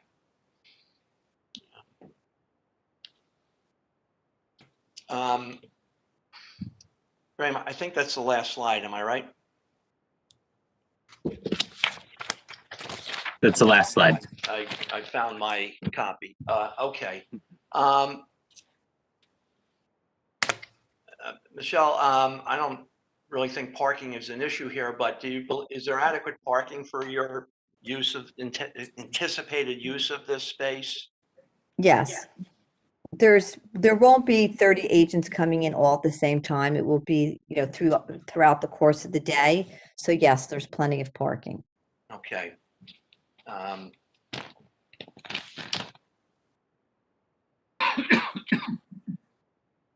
Okay, I think that's all the questions I have, Mr. Chairman. Mr. Fleischer, do you have any questions?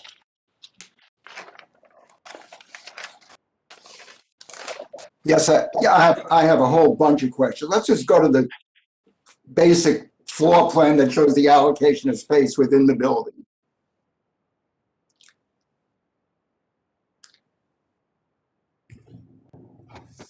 According to what you're in the essence of a neighborhood commercial zone is to have commercial uses along the entire street front of every building. It is not for private offices. It's not for group offices. That's why we rejected it in the previous application for the building.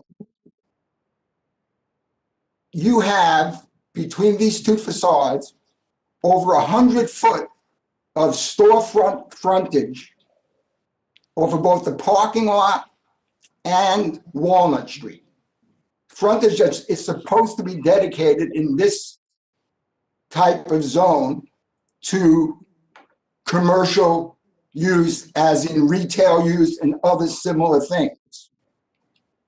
In previous applications, we've had, for example, the one that Mr. Tremulak mentioned on Lorraine and Upper Montclair, we had a public element, a truly inviting public element as part of the ground floor spaces of the Realtor that's there. And then they had a multi-purpose meeting room that they indicated was going to be open and available to the public. It wasn't a pantry on the first floor. It was actually a public facility that shared the space with the Realtor. All their other offices, virtually, but for those two major quasi-public spaces, were up on the second floor. In my opinion, and I don't understand the application, is why in a building like this, on a street like Walnut, would we essentially be dedicating over 100 linear feet of storefront to a use that is not even permitted on the first floor at all. It seems to me, if you want some presence on the first floor, I could agree to some minor presence, but if you need that much office space, it ought to be on the second floor. More than 2/3 of the space you're showing is simply enclosed offices. Nice to have the big windows, but I would remind you that you have big windows on that second floor as well. Now, you signed a particular lease. I have no idea how many other spaces in the building are leased, or whether you can reconfigure the lease and get more windows on the second floor. But I have a big problem, and I don't understand the need for 150 linear, for 100 plus linear feet of space that is supposed to be for commercial or retail purposes on that first floor, when there's ample room on the second floor to accommodate all of these offices and what you call bullpens or whatever you call them, for the people that come in.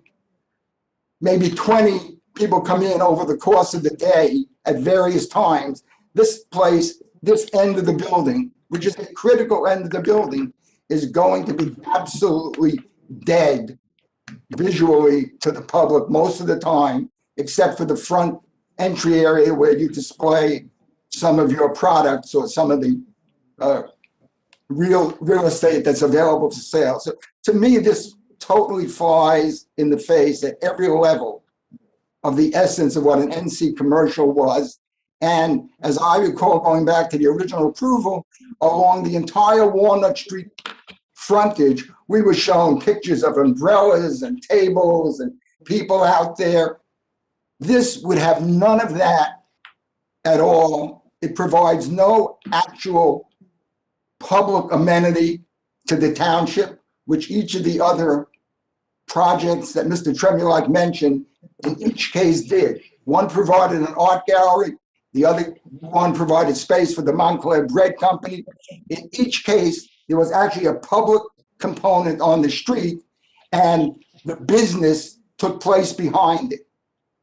And so now I see 3 doors. I see the door next to what you call the pantry, which at one level you seem to implicate was the entry area, but I'm assuming the entry area is actually where that seating area is, which means you're essentially in that area, you're looking at people sitting and waiting, and you might even have displays on the wall behind them. That's fine.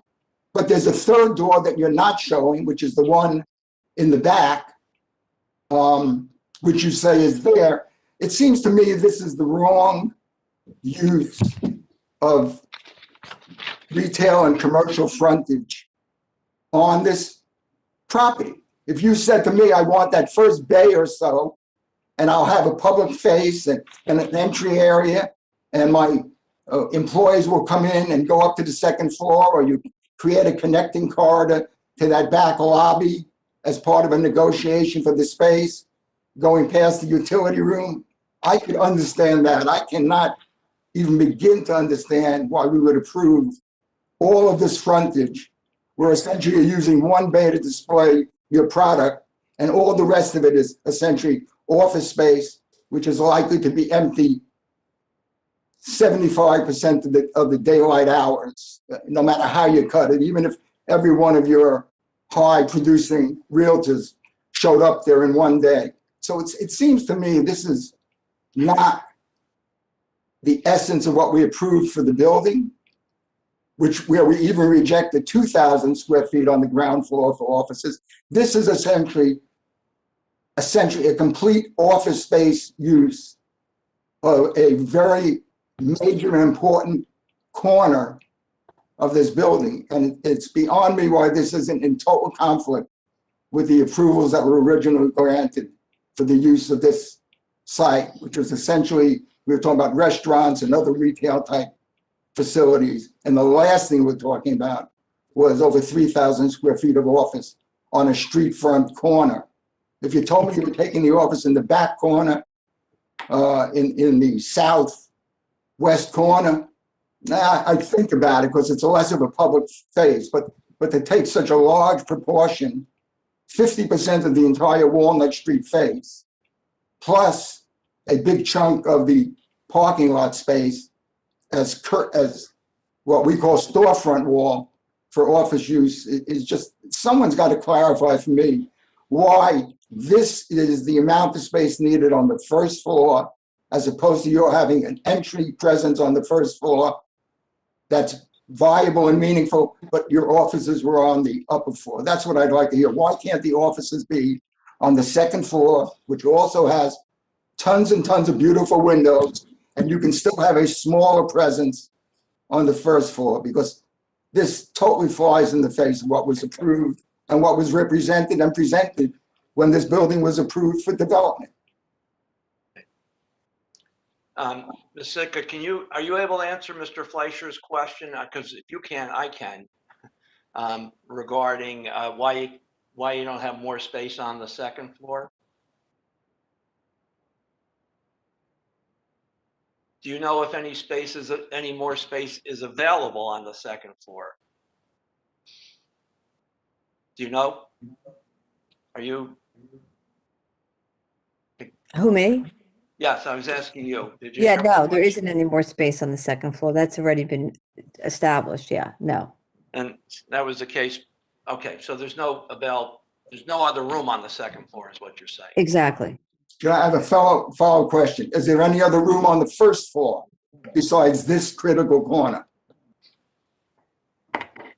I can answer that if I may, Mr. Fleischer. I mean, I represent the building owner, as you know.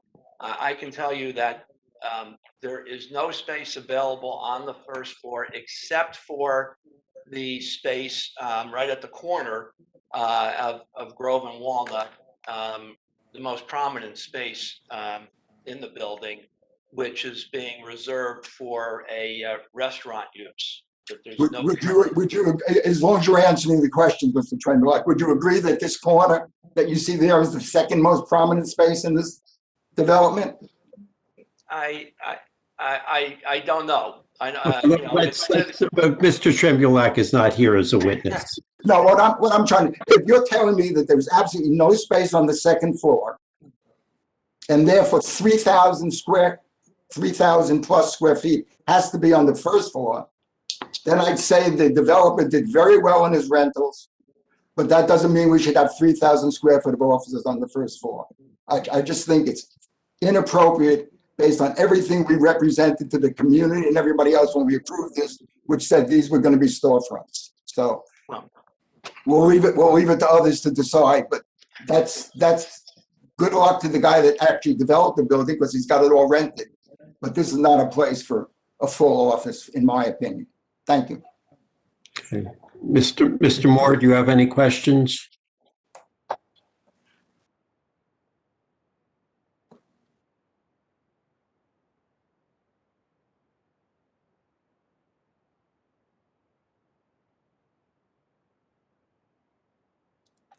He's still here. I just don't see.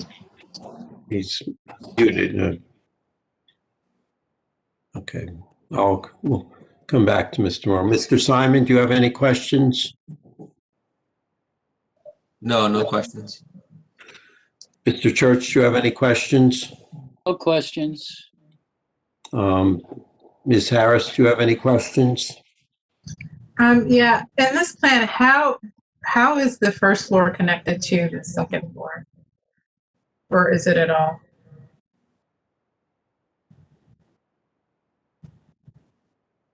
I think you're muted, Michelle. There's a stairway on the second floor that, if you look at the second floor, and I think it's connected that way when you come in on the side of the parking lot. But that stair's not directly accessible from your first floor space, right? No, it is not. Could you go to the first floor, Graham? So where would you enter on the first floor to access that space on the second floor? The space you would have, it would be two separate entrances. Got it. Okay. Okay. Mr. Caulfield, do you have any questions? Not at this time, Chair. Okay. Ms. Gilmore, do you have any questions? Not at this time. Mr. Moore, do you have any questions? Not at the moment. Okay.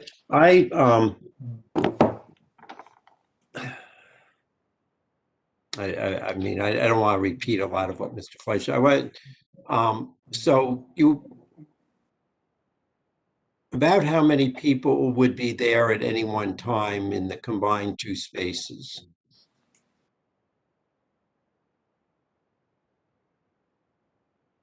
Yes. Wait, I'm sorry, what was the question? How many people, on a typical Saturday, how many people would be in the office at the same time? Anywhere from 15 to 20 people. Okay. Saturdays are very busy. We could have buyers coming in. We could have sellers coming in. People are going in and out, preparing for their open houses. Okay, the 15 to 20 includes both clients and No, employees or just employees? just employees. Okay, and about how many customers, whether buyers or sellers, would be in at the same time that there would be 15 to 20 I'd say realtors? another 5, Okay. maybe 5 to 7, depending on, appointments. So let's say 5 to 7. Okay. Because you figure there's 2 buyers for, usually there's 2 buyers going out at the same time. Sellers are usually 2, so. Okay, so, and then you had indicated that once we're done with COVID, you would have larger meetings of the realtors? Sure, yeah. We have meetings now, we have, 30 agents or 40 agents come on to our virtual meetings. So yeah, after COVID, there'll be a lot more agents that come to the office to go to the meetings. And I have meetings weekly on Thursday, so yeah. And about how many realtors are there at a meeting? Virtually, I have about 30, so hoping to get, similar, maybe, people will come 15 to 20, maybe. And those are during the day, during the week? During the day on Thursdays, yeah, 1:30. Okay. You testified that there was ample parking. I guess the board granted a variance of the number of parking spaces, and that was based on the resolution on the traffic engineer testimonies indicating that there would be shared spaces, that there wouldn't be the full demand because there'd be differences between the office use and the retail use. But now that a significant portion of the building is going to be used for office space, I guess my question is, how did you conclude that there was ample parking? I mean, the building is not occupied at the moment, and you're indicating that on a Saturday, when presumably any retail spaces there will be busy, that you're having potentially 25 cars there between your employees and the customers. And, people are going in and out. They may not all be there at the same time. my question was, how many were going to be there at the same time? And Okay, you so said maybe 15 to it'd 20. be less than that being there at the same time. I mean, there probably within that day there could be 20 to 25. So maybe there's 6 or 7 in there each day at the same time. Booking conference rooms. I mean, they would have to book conference rooms if they were going to meet clients. So, or going into their office, but it's not like they're there for 2 or 3 hours. Agents run in and then they run out. If they're meeting a client, it's usually a half hour and then they go show houses. So no one's sitting in there for, any longer probably than an hour. That would probably be a max. Okay, but on a busy weekend. Okay, and just, I don't think you did, which is your office? My office personally, Yeah, I don't have an office. Managers don't have offices. We sort of roam. We sit out in the general area so that we're with all of the agents and we greet them. So I don't have my own office. Our culture. and just to follow up on what Ms. Harris asked, if someone on the second floor wants to go to the first floor, or vice versa, they have to go outside the building to do that. Is that correct? I'm in. Yeah, from what yes. Okay. Okay, I have no further questions. You want to call your next witness? Sure. Do you want to ask for questions from the public, Mr.? Okay, Not sure. we're doing so well with the public part. I thought, how many witnesses do you have? I just have one more witness. Okay, I think it's going to be easier if we Sure. do the public wall after the witnesses, and then there won't be a question of, are they asking the questions of the right witness? That's fine with me, Mr. Chair. My next witness is David Carlback. Mr. Carlback, are you present? Just brought Mr. Carlback into the meeting. Mr. Carlback, are you present? I'm present. I don't see any video though. You have to On. hit the start video button at the bottom. Okay. Got it.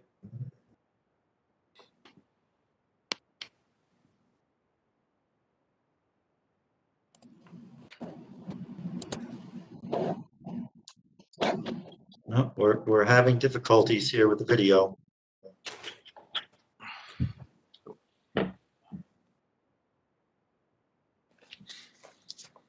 I'm just getting a message that says looking for nearby device.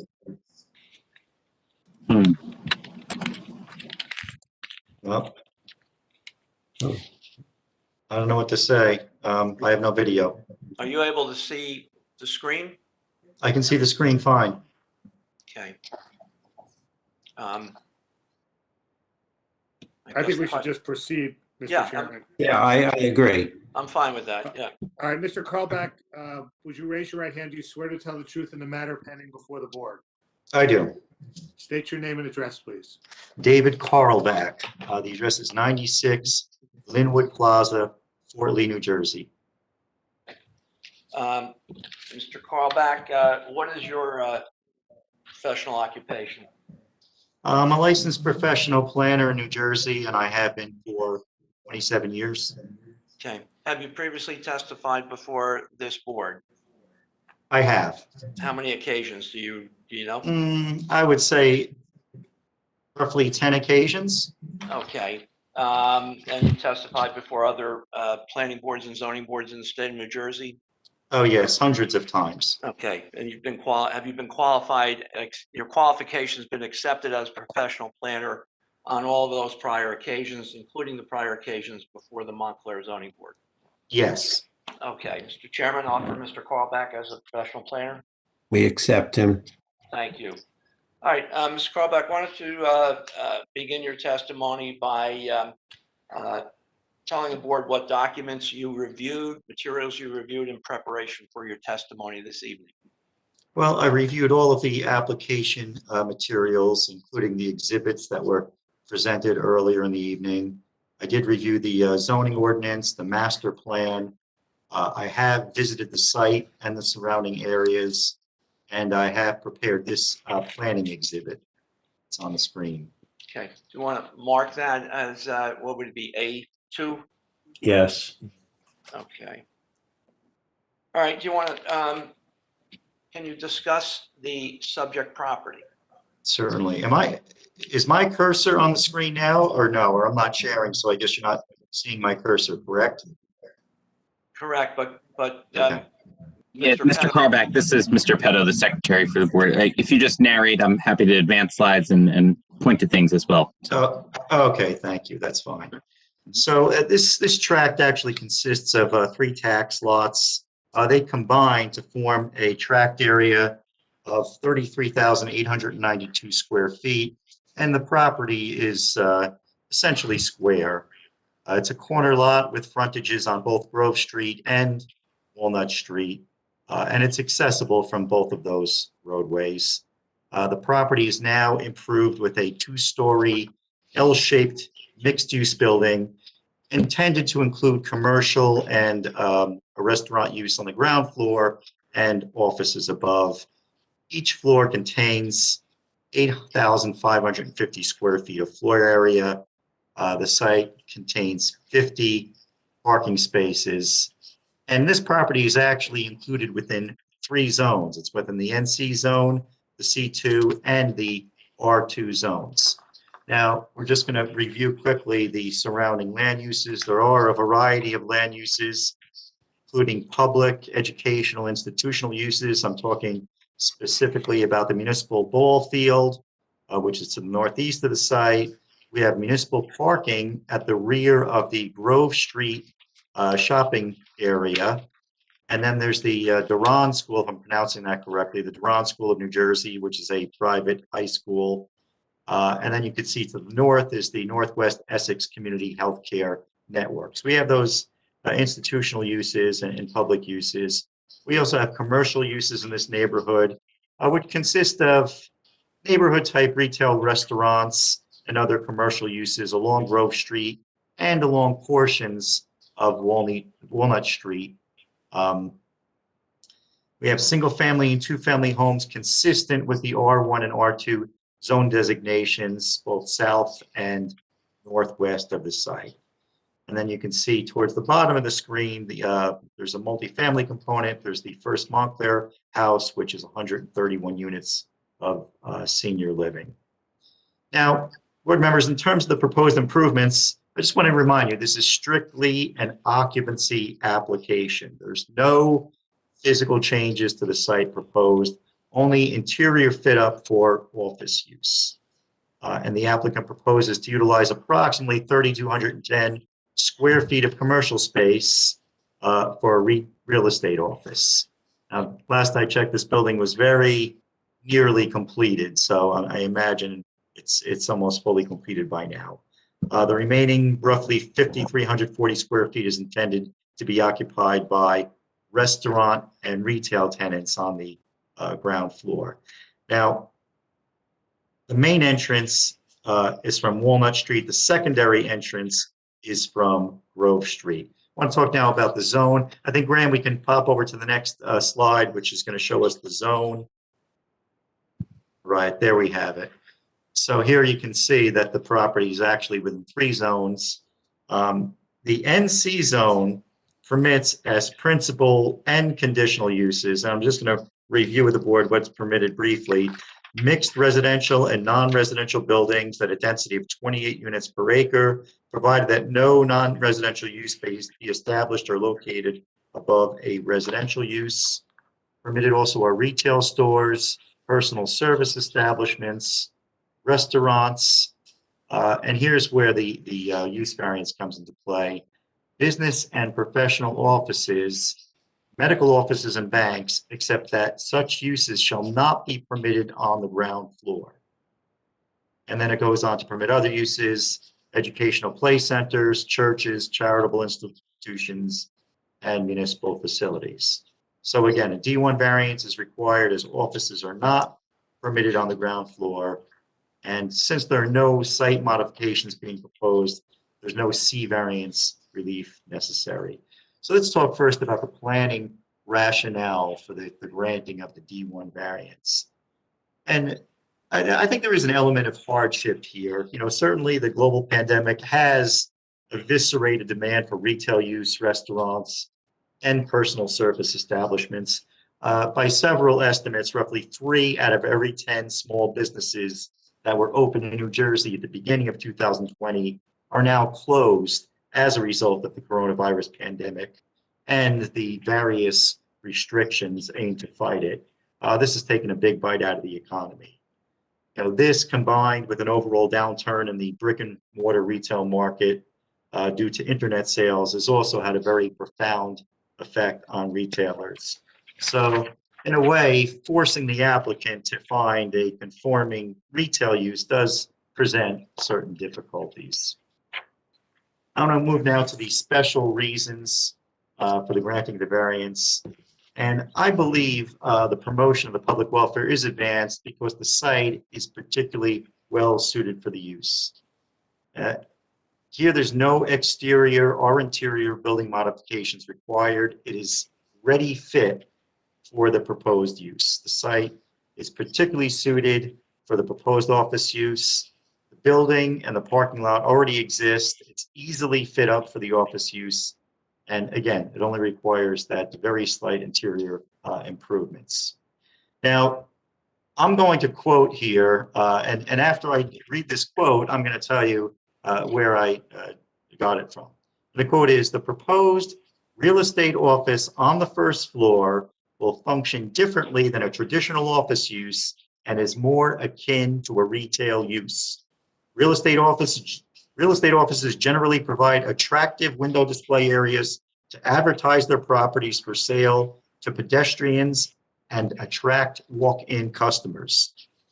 This was the finding of the Board of Adjustment when hearing and deciding a similar application for 1,995 square feet of real estate office on the ground floor of a building located at 695 Bloomfield Avenue. That was the application of New Jersey Prudential Properties. It's now Berkshire Hathaway. And that application, I believe, the office took up the entirety of the storefront along Bloomfield Avenue. That was a recent approval. That was an April 2019 approval.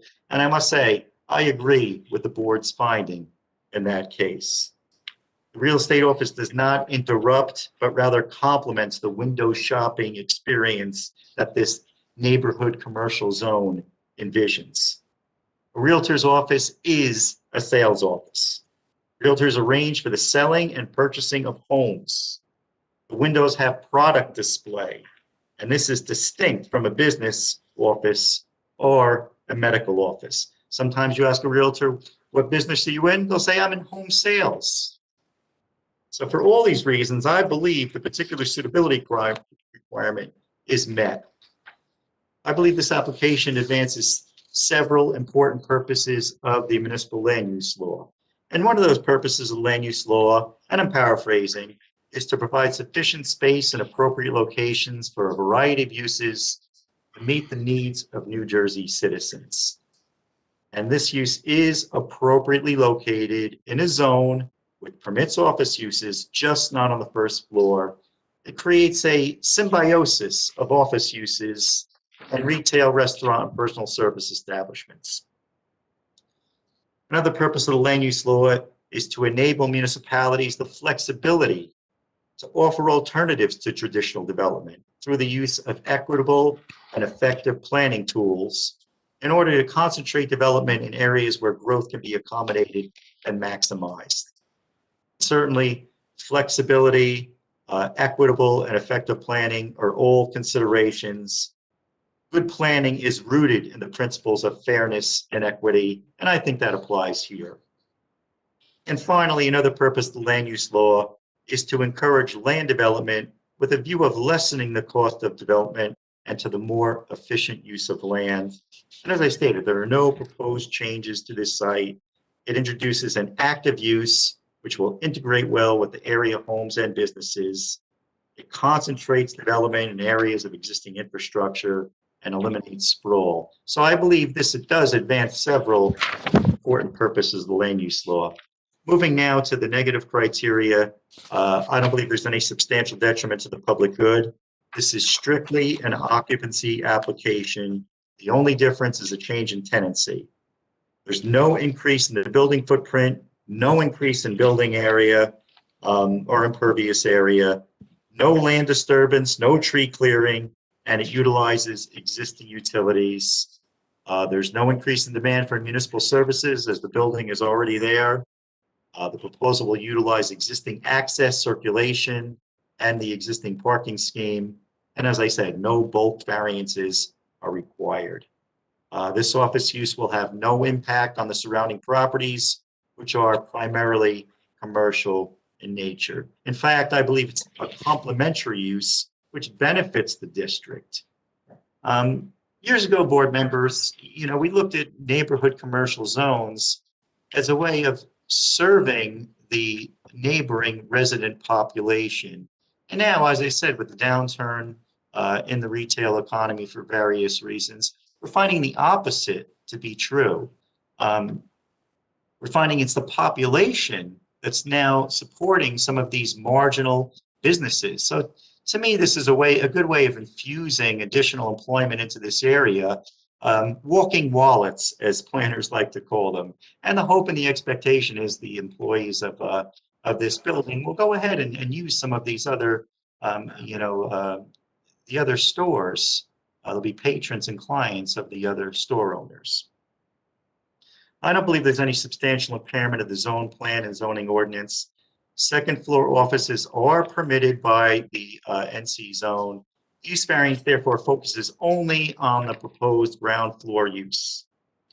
In fact, this is akin to a conditional use variance. The use is permitted in the zone subject to the requirement that it not occur on the ground floor. Now I want to just enter a discussion of the NC zone. And although it's not specified by the ordinance, the intent is to maintain a retail service continuum on the ground floor. Now let's talk about the pedestrian retail strip that exists along the southeast side of Grove Street between Oxford Street and Walnut Street. And Graham, I think you can kind of point to those uses right there in the NC zone along Grove. And there's also along the southwest side of Walnut Street, beginning at its intersection with Grove Street and ending with the Northwest Essex Community Healthcare Network. So this property is the only one designated for neighborhood commercial use in Block 4205. Okay, that's the only one. It's separate and apart from the rest of the zone district. It's the last property at the south and east boundary of the NC zone. It abuts the C2 zone to the southwest and the R2 zone to the southeast. The site's parking area within the front yard of Grove Street signalizes the end of that retail continuum along Grove Street. So there's no pedestrian shopping on Walnut Street southeast of Grove Street, with the exception of that corner lot, and that corner lot is the corner deli. Southeast of the deli is approximately 180 linear feet of frontage of parking area. And beyond that parking area is the first Montclair house. On the southwest side of Walnut Street, abutting the site is an auto body shop. So this site is actually abutted by 2 auto body shops. And beyond that, we have area homes along that street. This pedestrian window shopping experience that we're talking about is not totally intact today. Along Grove Street within that NC zone are Montclair Tutoring, that's at 119 Grove Street. State Farm Insurance Office, that's at 119 Grove Street. That was approved by way of variance. You have Innovative Foot and Ankle, which is a podiatrist and a medical office located at 119 Grove, and a multi-tenant office building at 129 Grove Street. Other uses, such as the various dry cleaners and laundromats, and there are 4 of them, are auto-oriented businesses. People drop off and pick up bundles by car. So thus, I think this proposed office use is consistent and very much compatible with many of the neighboring uses. The integrity of the zone is maintained with the permitted retail and restaurant tenants in the remaining storefronts, and an office which has product display, and that office is akin to a retail sales use. I looked at the 2016 master plan re-exam. The recommended amendments to the NC zone have already been implemented, and I find that this proposal does not conflict with any of the other recommendations in the plan. The 2015 land use and circulation element, and that was updated in 2020, recommends this parcel for inclusion in a newly created Walnut Street Village zone. And I just want to describe for you that zone, with I guess how the planners categorize this zone. It says this zone will be a medium-scale, dense area that consists principally of residential and office buildings. This will encourage an active mix of uses, including retail uses along Grove Street, surrounded by professional office space, residential elevator flats, small local retail, mixed-use buildings, and structured parking. So certainly, I think this proposal contributes to that, the master plan's vision for this area.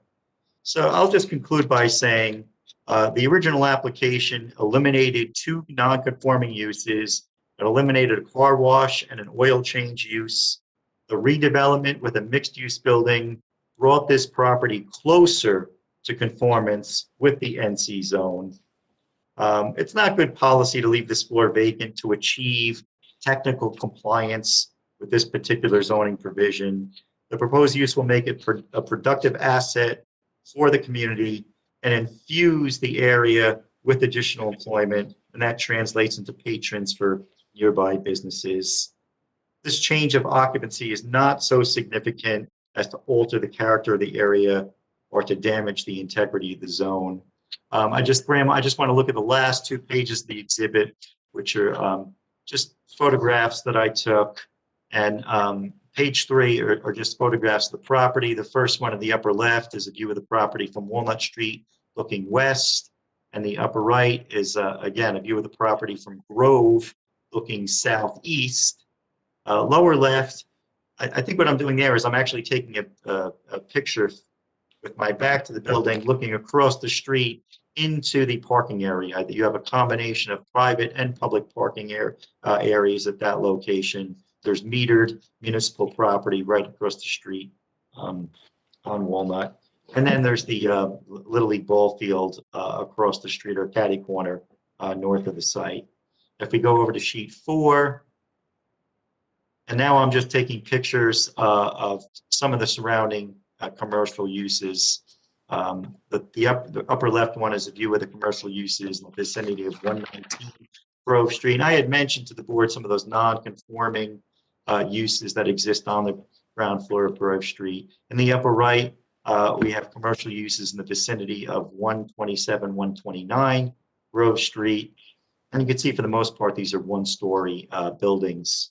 The bottom left, we have a view of the commercial properties along the southwest side of Walnut Street.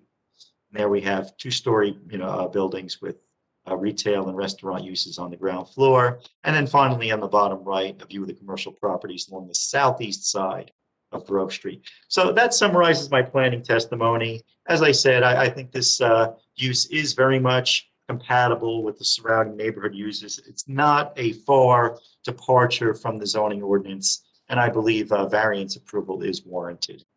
Thank you. Thank you, Mr. Carlback. Nothing further, Mr. Chair. Mr. Fleischer, do you have any questions? Yeah, I want to start. I mean, a comment was made about the Bloomfield Avenue property, the Prudential property. And a reference was made that that was offices on the first floor. Anybody that is familiar with that application knows exactly what the Bloomfield Avenue frontage is. It was represented as a art gallery, which Prudential had previously had in another location. And then there's the entry lobby. All the offices are off the street. None of the offices take up any of the storefront space.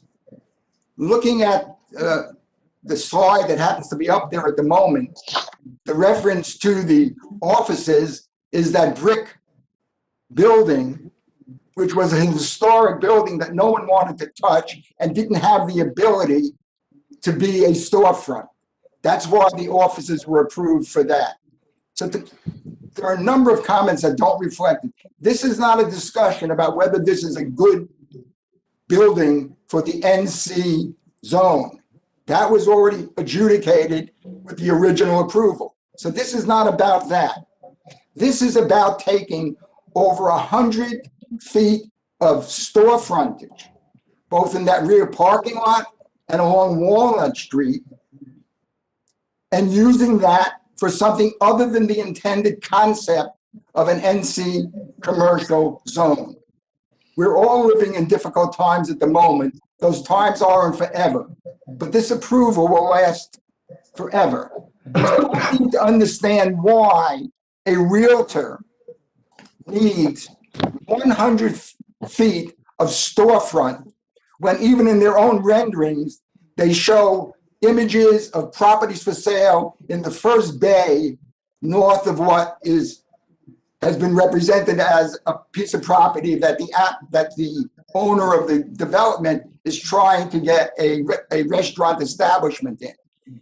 And in fact, even on Bloomfield Avenue, not on Grove Street, that this was actually something that the applicant wanted, which is why there's only such a short amount of storefront frontage there, because the applicant insisted he needed parking off of Grove Street in order to make this development work. And as part of the overall vision for this development, we in fact allowed him a limited amount of cars in the front for certain types of retail. But it was very clear, even in his own application, when he wanted 2,000 square feet or 1,800 square feet of office space on the first floor, that was rejected unanimously by the board. Now we're hearing that retail is dead forever, in which case maybe we ought to change the zone. But the zone is very clear. And the zone does not require 100 foot of storefront. And I need you to explain to me why you think a real estate office requires 100 foot of storefront, most of which is either a narrow waiting area or actual offices, which will be empty most of the time. So that entire corner, which I can tell you the original developer indicated would be lined with plantings and tables and chairs, is now not going to have any of that because there's no reason to be down at that end of the building on Walnut Street, because the door is right after the restaurant, frankly, and then the rest is basically dead space and office space all the way around the entire corner, literally up to the point of the utility room and the office building entry lobby. So I don't understand how you say this fits and it's a perfect solution for this site when it was very specifically stated that we didn't want, in the approval of this property, that we didn't want that kind of office use on this first floor. Lastly, it has been determined in many cases that real estate offices are not considered to meet the storefront requirements. Some of them that exist in Montclair existed. In other places, when they were approved with a public use at the front end and offices either in the back or up on the second floor. They've never been approved. Not since I've been on the board, and I've been on the board for well over 25 years. They have never been approved with offices along the outside storefront of that kind of home. So I hear you. I understand your role as an advocate for the application, but it makes no sense at all. If anything, the strength of this whole four-corner development, which is Grove into Walnut, depends on the proper and better retail and restaurant-type uses that were intended for the lower floor by both the original applicant and by the intent of those who created that NC zone to be a continuity of the stores coming east from Walnut Street. And we heard a lot of testimony the first time about people coming from the station at Walnut Street and walking along these storefronts and everything else and being able to enjoy it and stop in for something. And that's as they move into their R2 neighborhood where they live. And this is just cutting it off at its knees, halfway up the face of that building. When this is an issue for the developer who made the decision to put it here and to build what he built. But nonetheless, there was basic agreement that this corner would not be used for something other than basic retail and that type of service uses. That was the clear intent. So I don't understand. Yes, we approved the building, but we approved that building with a set of rules. And I at least expect those rules to be agreed to. If someone came in with a minor request for some small office space that then, so they can have a little face on the street, that's one thing. But not 100-foot plus of storefront devoted to a real estate office that is mostly empty of people and has a display in one set of windows near the entry door. So I'd like you to respond both on my knowledge of the Bloomfield Avenue comment that you made, as well as the other one that we passed on Lorraine in Upper Montclair. But in each of those, the front face of those elements, those real estate occupancies, had major public use type space, and that's the way it was represented. That is not what is being represented here. What's being represented here is the entry lobby of a real estate office, and the rest of the storefront is devoted essentially to the offices. So I don't understand how you compare this to the two more recent previous approvals that were granted. So I'd like you to further expound on why you think that 100 foot of retail frontage ought to be devoted to a real estate office in this zone. Graham, can we go back to the, I think it was sheet number 1. Right. So, you know, again, I think the critical component of this building is the one right at the corner of Grove and Walnut. That's the keystone portion of the property, I believe. Once you get down further onto Walnut Street, where the proposed lease portion is, that's in green, on the opposite side, there is no retail. It's a parking lot, a private parking lot, a municipal parking lot, and then senior housing. So for all intents and purposes, the retail component really ends with that corner deli. I just don't see, you're not going to have people walking up and down Walnut Street in the area of this site. Essentially, it ends with this building. So I would agree with you if that corner component or that keystone component were occupied with, a traditional office, certainly that would be a different situation. Here, I don't think it's nearly as impactful. And as I said, I do think it's akin to a retail use. I know this is anecdotal, And, but, you know, every time I walk down a main street somewhere, I always look at the pictures in the real estate office. Sometimes I fantasize about moving into a bigger house, and, you know, sometimes I'll even go in and have a cup of coffee and talk to a realtor. So to me, personally, it is part of the window shopping experience. That's the way I look at it. Let me do a follow-up. How many feet of retail have you ever seen in a real estate office that displays the signs on the front? Have you ever seen 50 foot of frontage devoted to that type of presentation in any place where you've been? Well, I don't recall. Okay, let me point out another thing. One of the things we had talked about earlier, when this was first approved, because you talk about how we approved it here, the goal is to keep much more frontage on Grove Street. The only reason you have such a small presence on Grove Street is because the applicant said, I'd rather push the rest of my retail and commercial stuff further back so I could get some parking off of Grove Street. Because then there would have been considerably more. I would also say that the applicant actually said nobody walks on Grove Street. That's why I can take up half of that space for parking, and people can then gather on a quieter street like Walnut Street. That was all part of the presentation. And now what we're saying is, that sort of didn't matter because that was 2 years ago or whenever it was. Yes, the building footprint is exactly the same as we approved. The use that's being asked for here is not what the intent of the approval was. And it wasn't the intent, frankly, of the presentation that was made to us by the applicant at the time of this project was approved. So I simply think that either lacking the history of what took place and how it happened, or lacking detailed knowledge of the original approval, that you may have some instincts about it.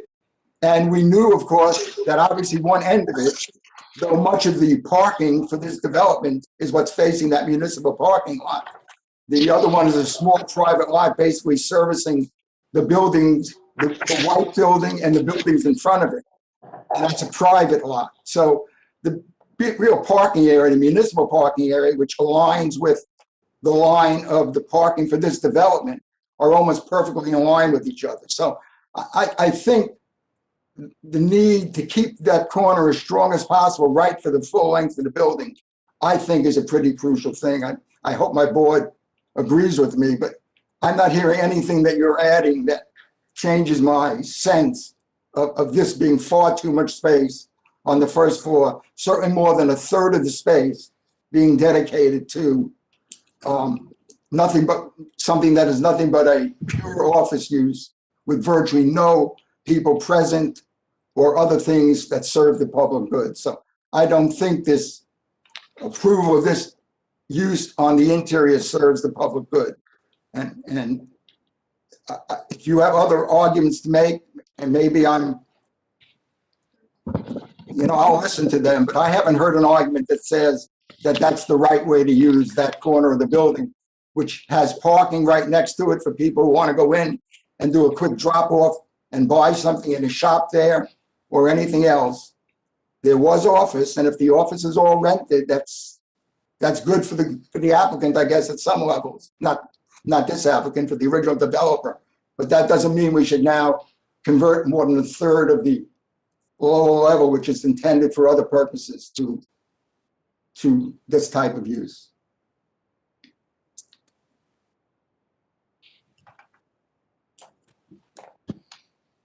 Okay. Mr. Moore, Mr. Carlbach, do you want to respond to that, or should we move on to the next questions? Oh, wait, I got my video back. There you are. All right. A little late in the game. Sorry about that. You want to start? No, I think I've said everything. I don't want to repeat myself. I think I covered all the bases here. Unless you have any further questions for me. Let me see if other board members do. Mr. Moore, do you have any questions for this witness? I don't. I'm taking everything in right now. Thank you. Mr. Simon, do you have any questions for this witness? No questions. Mr. Church, do you have any questions for this witness? No questions. Ms. Harris, do you have any questions for this witness? No, thank you. Mr. Caulfield, do you have any questions for this witness? Yeah, David, nice to see your face. Mr. Flesher makes a very strong argument. I just would like to see, I don't know, if I'd like to see that a rebuttal to that argument. Thank you. About it occupying too much area on the ground floor? Not necessarily that. It's just that you know, this is a zone, an NC zone in that sense. You know, there's a purpose for this, and to just throw it out, you know, for retail space, I just, you know, I just don't want to throw the NC zone out just for that aspect of it. Thank you. Yeah, I mean, like I said, I know that, the intention is to have this nice, retail commercial mix. And it's nice when that happens. And certainly we have that along Bloomfield Avenue, no doubt. But within this area, this very small portion of the NC zone, there are a number of businesses that don't conform. I mentioned there's a combination of 4 dry cleaners and laundries. There are certainly professional offices and medical offices on the ground floor. So you really don't have, right, as it exists today, you don't have that pedestrian window shopping experience. And I believe the real estate office doesn't do harm to the area. I think if anything, it's going to attract people into the area more so than some of the other uses that are in existence today. So when we talk about, planners talk about neighborhood compatibility, certainly it's compatible. That's what we're looking for. Does it meet the letter of the law? No, not the letter of the law. But when I look at this type of office and I compare it to other types of offices that we see right here in the NC zone, they're different. They're very much distinct and they deserve different treatment. Okay. Ms. Gilmore, do you have any questions? I have no questions. Okay, I have a number of questions. I guess, you looked at the approval this board granted on Bloomfield Avenue and you pointed out one part. Did you look at that approval in terms of what was required in terms of the art gallery and how do you, and which was a significant part of the board's approval, and compared to here where there is nothing similar being proposed? Well, when I walked past it, I didn't really recognize it as an art gallery, to be honest with you. I saw, on the Bloomfield Avenue frontage, I did see the same product display that you would expect to see here. I did see a conference table with chairs around it. To me, it looked more like a real estate office than an art gallery from the street. That was my impression. Okay. And did you look at the more recent approval this board gave for the real estate office on Lorraine Avenue? I have several resolutions that I looked at. Lorraine Avenue? Yes. That was the most recent real estate office we dealt with. Let me see.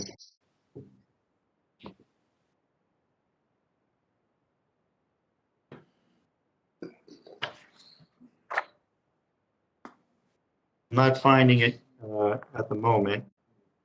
Lorraine Avenue.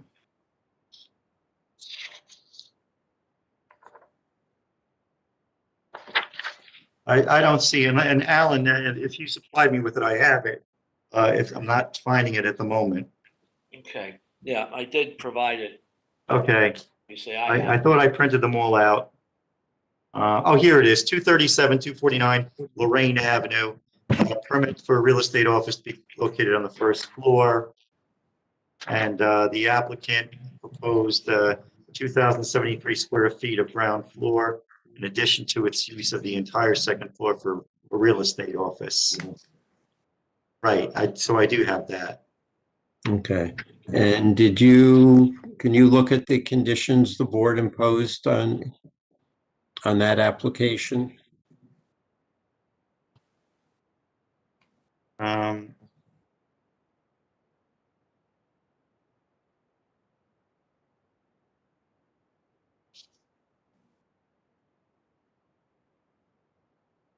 let's see.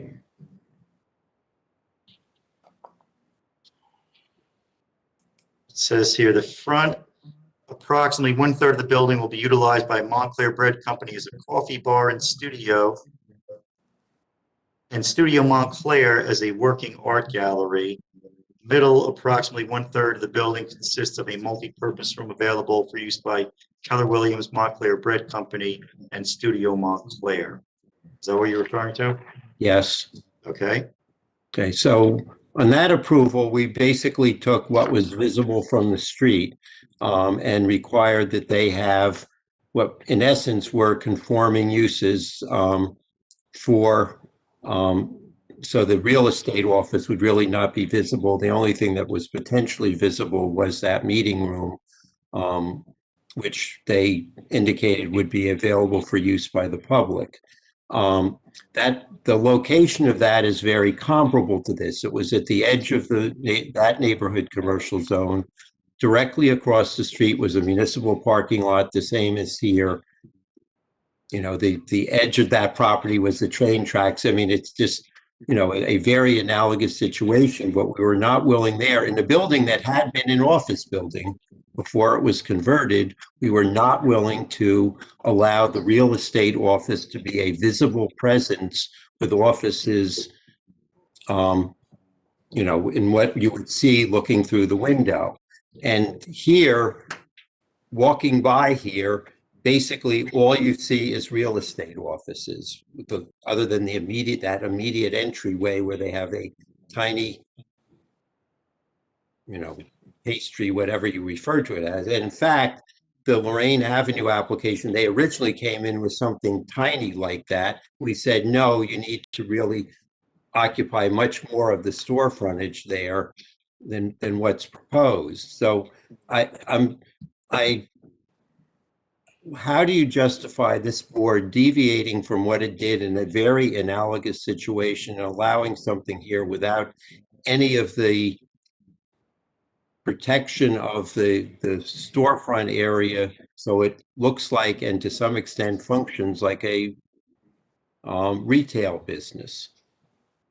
All right, well, maybe the board is willing to work with the applicant to come up with a compromise solution. I don't know. I can't speak on behalf of the owner of the building. But if the board has a suggestion, it's, you know, that was probably a good time. It's the applicant's responsibility. Having just been yelled at by another board on Monday night on this same topic, I'll return the favor. It's the applicant's responsibility. And in that case, the board on Lorraine Avenue application, the board raised similar concerns, and the applicant came back with the Montclair Bread Company with the art studio as being what was primarily occupying the window frontage of that building. And, you know, it wasn't us going around finding, gee, why don't you look at this real retail business to locate? They went off and listened to what we said and found it. I have a couple more questions on this, which I partially just lost, but did you look at all as to whether this would change the parking demand given the original variance that was given for parking, or was that not part of what you reviewed? Well, the only thing I looked at was the parking requirement for a retail use versus an office use. And I think the demand for an office use is less. I believe it's one space for every 250 square feet of floor area for an office use. Retail is 1 per 200 square feet. So, you know, if we just look at it in that context, then it's a lesser parking demand.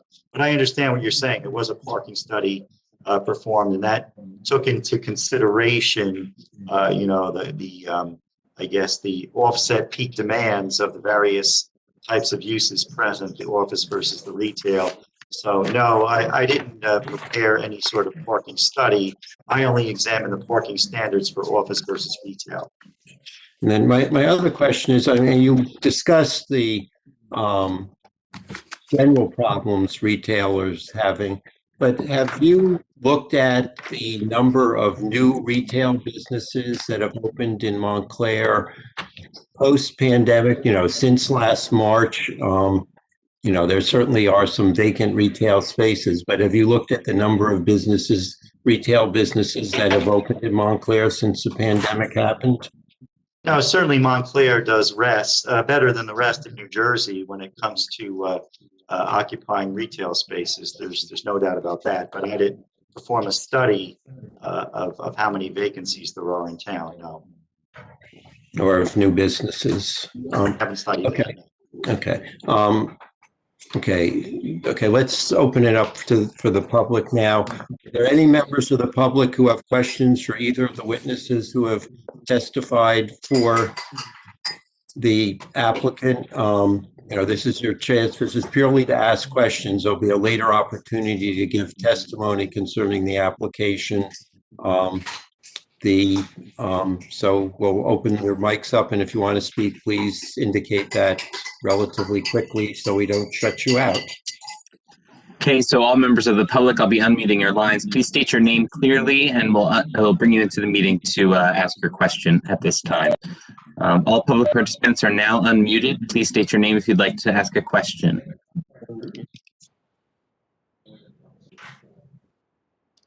Or give testimony, Graham, correct? Right. This is just an opportunity to ask questions, no testimony at this point. Right. Again, any members of the public with questions, please state your name. Okay, Mr. Chair, I'm not hearing any raise for questions. Okay, Mr. Trembulac, how do you want to proceed? Here's what I'd like to do, Mr. Chairman. I do have another representative of Compass as an attendee who I know would like to respond to some of the issues that have been raised. And then after we hear from him, I would then ask if I could have a break for a few minutes to speak to my client about this application, and also to talk to my client regarding the application that's scheduled to be heard next. Okay, call the witness. All right. Jonathan Satz, who I think is in the attendance. Mr. Satz, I'm bringing you into the meeting now. Okay, Mr. Satz is here. Hey everyone, thanks Alan. My name is Johnny Satz. I've been with Compass. Mr. Satz, Hold on, Jonathan. Mr. Satz, would you raise your right hand? Do you swear to tell the truth in the matter pending before the board? I do. State your name and address, please. My name is Jonathan Satz. And 1 Hanson Place, Brooklyn, New York. Okay. Mr. Satz, just tell the board who you are and your relationship to Compass.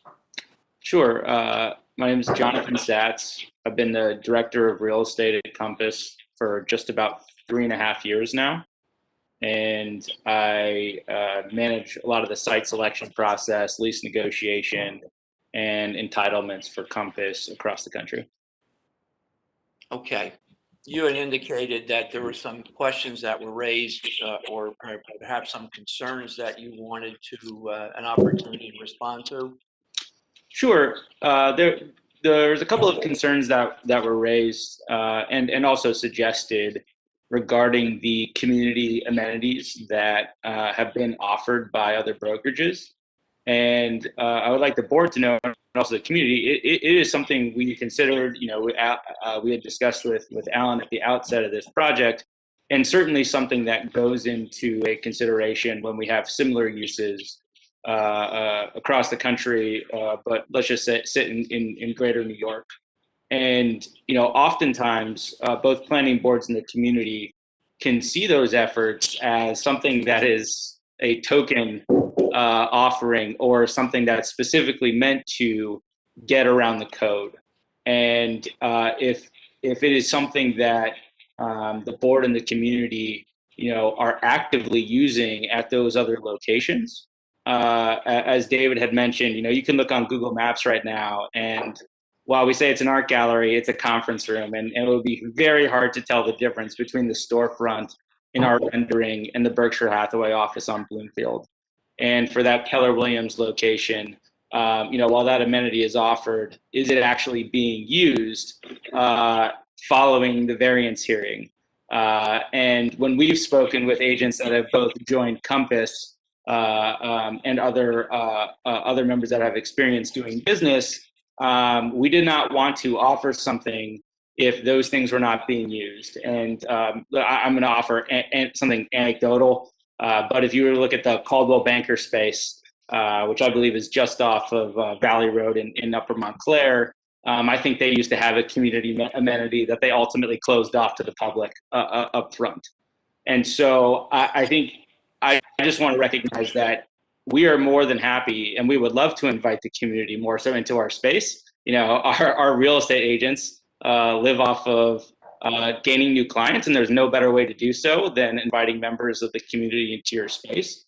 And if that is something that is that the board would be supportive of, that would support our application, we can certainly incorporate something comparable to what the other previous applicants that were successful have done.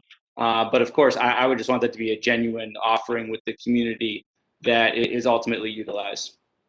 Second, I know that there's been a discussion of the parking operation and when we have meetings and when will agents be at the space. Just as an operational piece, in any market where we have considerations as it relates to parking, we currently have, and Michelle currently runs the Montclair sales meetings on Thursdays at 1:30 p.m. In a location like this, we're always going to work with the tenants, the landlord, and with an understanding of what the parking demand is. Real estate offices are often complementary uses. If you have a restaurant that's open at nighttime, agents are mostly in and out during the day. If you have retail that opens between 10 and 5, we largely will hold our sales meetings then before 10 a.m. A lot of our sales meetings are actually held before 9 a.m. So that agents can be out in showings and meeting with clients during the day. And so I just want to offer that testimony in terms of what we've done with other offices in similar circumstances. This certainly is not the first variance that we have to seek in a similar circumstance across the country.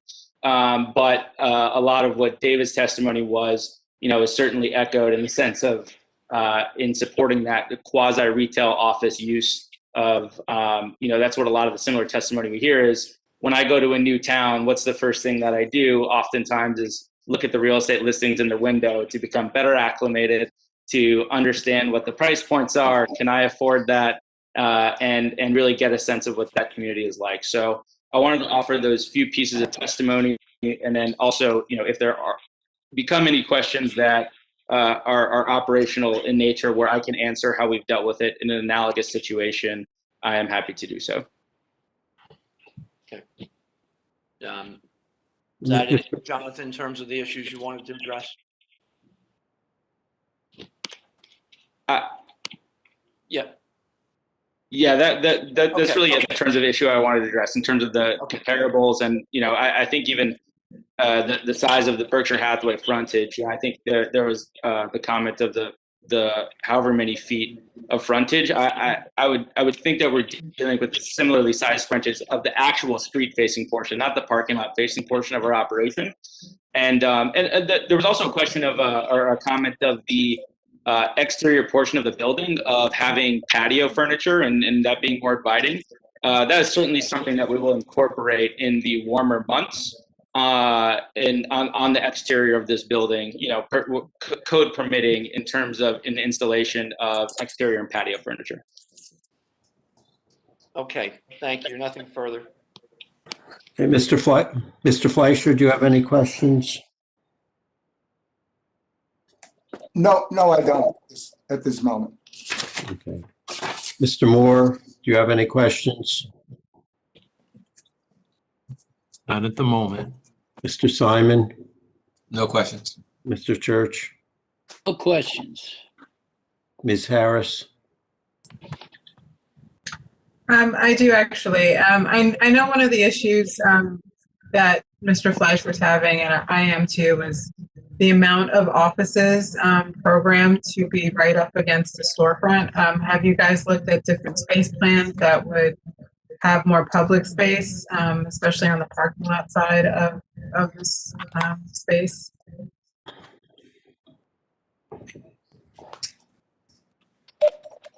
We looked at a couple different space planes during the design. It is important, as was previously referenced, you know, we do need to have a certain amount of offices to recruit agents and have a successful business. One of the things in doing so is, you know, as with most of the people on this phone call, you know, you want an office that breathes as much natural light as possible. And we thought about where we would put those offices. That's why you don't see the offices on Walnut Street. They are facing the parking lot. If for example, you know, there was a comment to say, we would rather have no office Walnut facing, I think we could accommodate where we are putting the offices, but realistically to fit with our program, it is important that we have some window line offices on the ground floor from a pure competitive standpoint. I mean, that corner office at Walnut and the parking lot, you know, if you could slide that whole line of offices down so that that corner isn't dedicated to a private office and looks to be, I don't know what that rectangle with the X is, but whatever that is at the corner, I mean, if you could just slide that down and continue the seating area even, so that it's not, you know, passersby aren't looking into what's going to be probably an empty office most of the time. If that's a design consideration that that the board would deem important, it's certainly something we can look at. That X, I believe, is just a structural column in the building. And then I actually, it was noted before, it's hard to see in this plan. So obviously at the top of the plan here, there's a means of egress to the parking lot. There's also a means of egress below the open office to the parking lot portion facing Grove Street. There is a door right there. So those are both means of egress. So there's 4 doors, only 3 of which will be used as a means of egress. The door adjacent to the portion of the plan called seating will be locked. That one will not be used.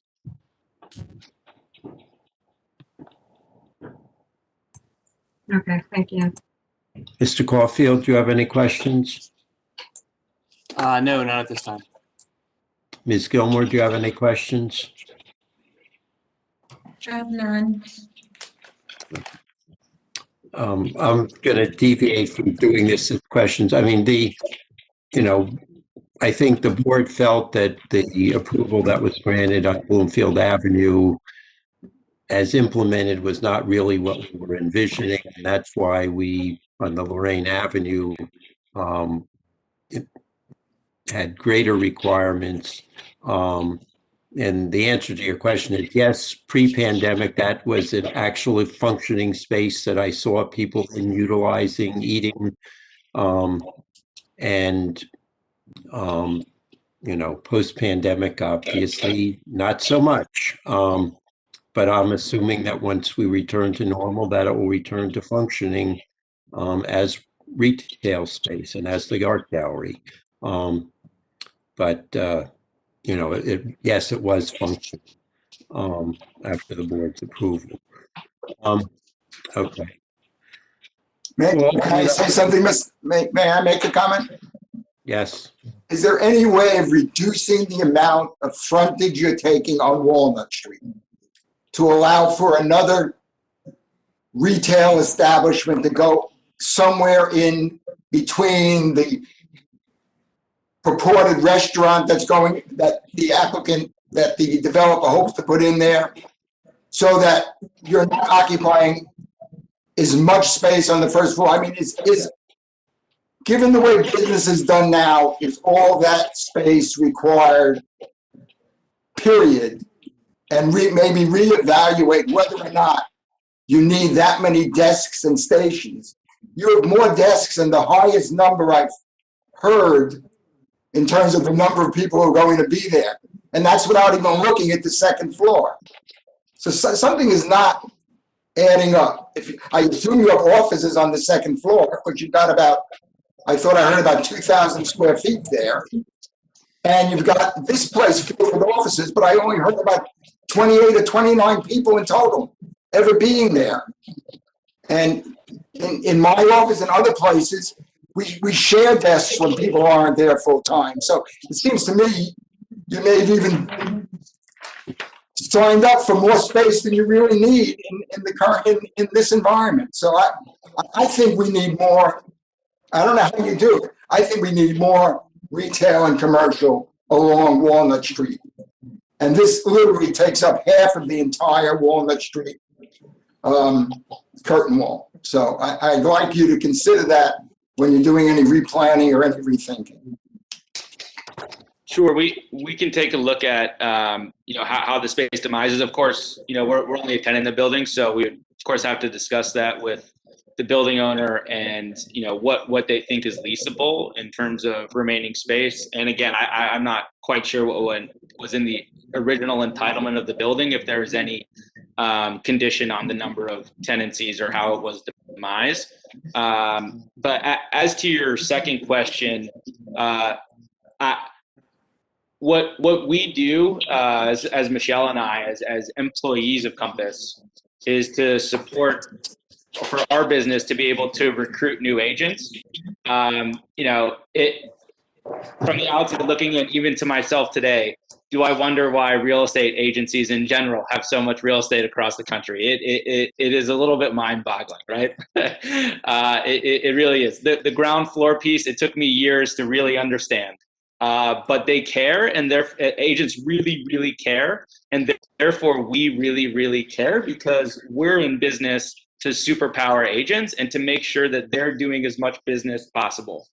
So the reason why there's so many desks in here is because agents really care whether they have a desk, whether they use it or not.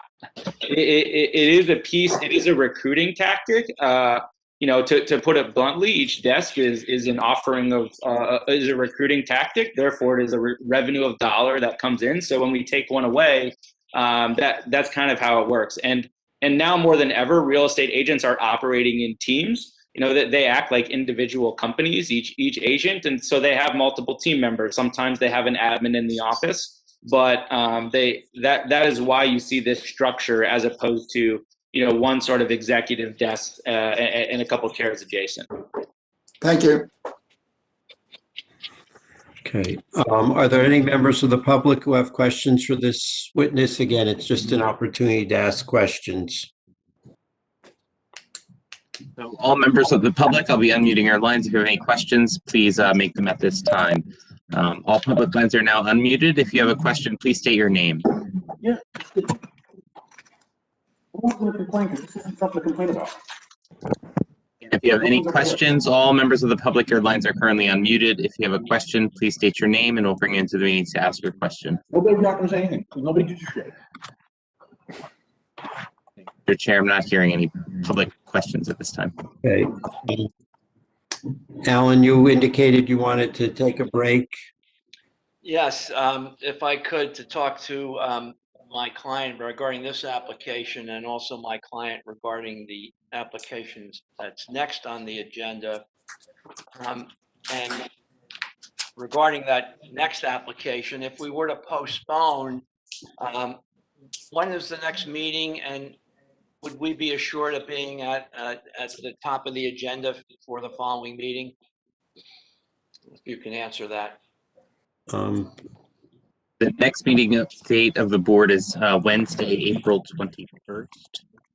I'm just taking a look at my draft agendas. Yeah, I would assume, the agenda, Mr. Chair, the agenda for the April 21st meeting has not been set, kind of pending the outcome of tonight's proceedings. Okay, so Mr. Trembulac, we should be able to put you first. The only caveat I'm going to do is if you're postponing it and assuming we were basically done other than with this application, I'm assuming we can finish the 2 single families we have tonight. But if either of those carry, we would probably do those first. I don't see either of those taking any significant amount of time. Okay. All right, so if I can have a few minutes, I'll try to do this as quickly as possible. And then get back to the board in, Okay, so. 5 minutes or so. Okay, so, well, let's take we'll come back at, where are we? At 10, why don't we say 10 of 11 for let me get the names. For the Carson and Mortimore applications, we're going to try and hear you tonight. If that proves not to be possible, we will tell you that at 10 of 11. So sit tight for 10 or so minutes and we will see where we are at 10 of 11. Okay, so the board's going to take a break right now. Thank you.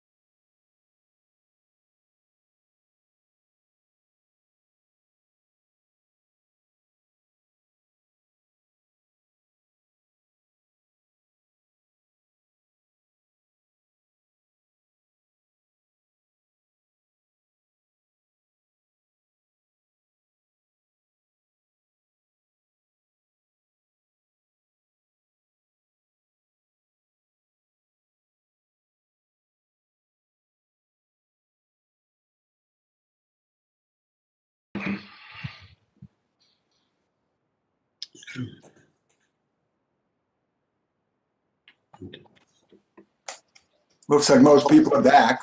Yeah. Yeah, we're back on. Yeah. Are we back on? Are we? Let me just confirm. Rick, are we back on? We're good to go?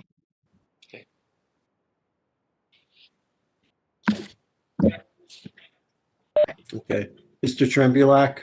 Okay, Mr. Chairman, I spoke with my client during the break, and we would like to ask the board to carry this application to the next meeting to give us an opportunity to try to revise the plans and come back with something that addresses the concerns that were raised this evening. Okay. So the public hearing for the application of 113 Grove for Compass New Jersey LLC for property at 113 Grove Street is being carried until our November 21st. April 21st. April. April 21st meeting. There'll be no further public notice. And we will resume on April 21st. Graham, do we need a extension of time? Confirm that. If any extension is required, we consent to an extension. Yes, of the we will need an period. extension of time. Okay, so you consent to an extension of time until that date, Mr. Trembulac? Yes, we do. Okay, and that meeting's going to be 7:30, and the login information for the meeting will be on the township's website. Okay. Mr. Trembulac, any revised or updated plans are due to the township by April 9th, the latest. Understood. Thank you. Okay, Mr. Trembulac,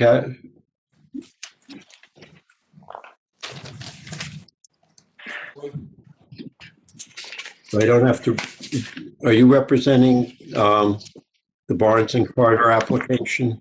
Yes, that's my application as well, and I had an opportunity to speak to my client, and although he's very anxious to have this application heard, given the lateness of the hour, we think it best to carry that application to the April 21st meeting and hopefully be towards the top of that agenda so that we can complete it at that hearing. But we would ask to carry it to April 21st, and we would consent to any necessary extension of the board's time to act on that application.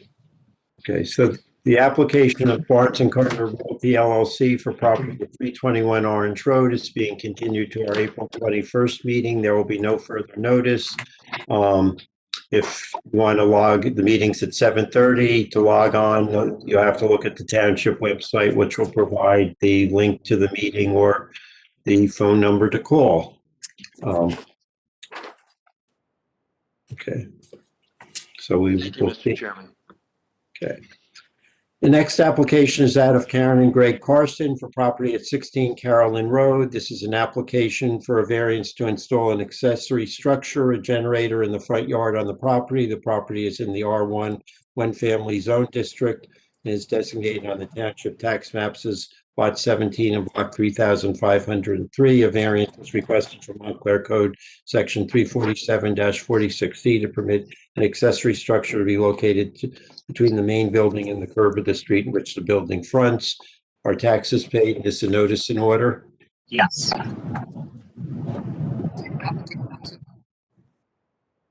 I'm sorry. Mr. Sullivan, was that you just speaking? Yes. Oh, okay. Sorry, I couldn't hear you for a second. Yes, I brought Ms. Carson into the meeting. Ms. Carson, can you hear us? I can. Can you hear me? Yes. Yes, we can. Ms. Carson, would you raise your right hand? Do you swear to tell the truth in the matter pending before the board? I do. State your name and address, please. Karin Carson, 16 Carolin Road, Montclair, New Jersey. Thank you.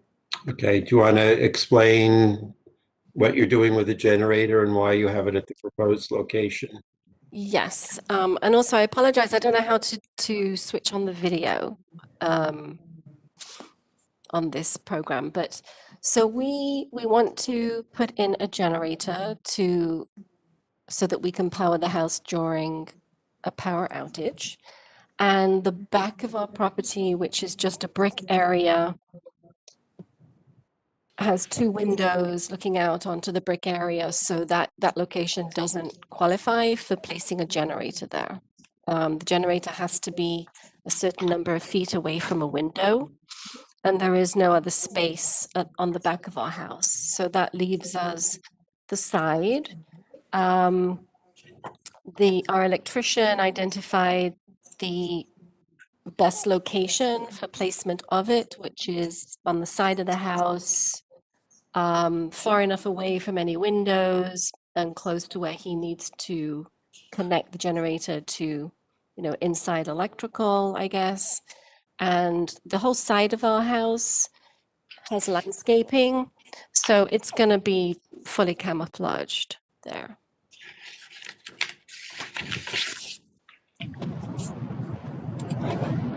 Are there questions from members of the board?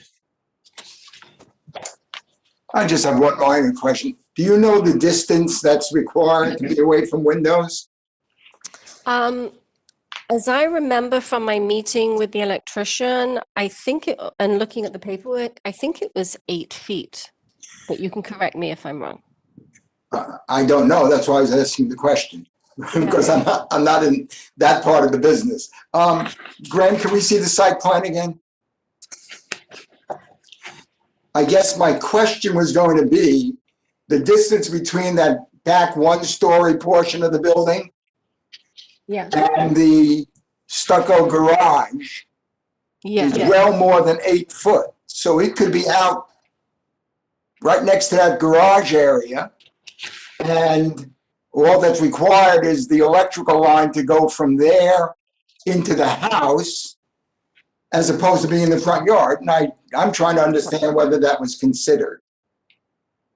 No, I don't remember that being discussed. I would have to ask the electrician whether that's a viable location. I mean, there's nothing else there in the way. That whole back area is brick, and underneath the brick is concrete. So it might be prohibitive to run whatever he has to run, to have to drill up masonry that's been there for decades. I don't know. Okay. I think it might have to be, I don't know enough about generators, but they might need to be next to the house because you have to run connections into the house. Actually, many I've seen are actually, for a lot of reasons, kept further away from a house. Right. Just in case there's a problem there. So I was trying to A, get it further away from the house, and B, be far enough away from windows. And they can probably run it above ground, the cable along the fence line, and then go into the basement of the building, that back area. But I was just hoping you had an answer to the question of whether we looked at it. No, we did not discuss that. He basically just gave me the options, I suppose, when we met. One thing to know about the 1-story addition at the back is there is no basement under that. No, there's a crawl space under it, and then to get to the basement, you'd have to go through that crawl space. Right, or you could run it along what I call the fence to the south until he gets to the place where you can go directly into the basement at the back of the 2.5-story portion of your project. That's why I asked the question. Yeah, I don't know if that's possible. I think he was also making a recommendation based on what's been done on other properties. Okay, thank you. That are also on a corner. Yeah, thanks. Okay. Mr. Moore, do you have any questions?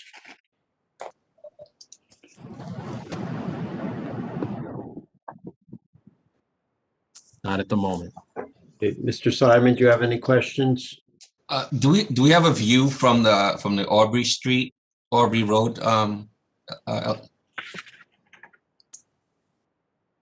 So where exactly would it go from these pictures? So it would be that It would be close to you see my chimney? Yeah. It would be in front of there, I believe. Yeah, I think in there somewhere. So that still seems to be closer to the 8. Doesn't seem to be within the 8-foot Yeah. distance. Well, I'm not sure that it is 8 feet, but he measured everything and that was his recommendation. And in terms of the greenery, I'm looking at the picture from this winter, and there's nothing hiding it during the winter season. Nothing would be hiding that generator from that from being seen during the winter view. On the winter view, we can, if necessary, we'll plant additional greenery to cover it. But all that greenery there is evergreen.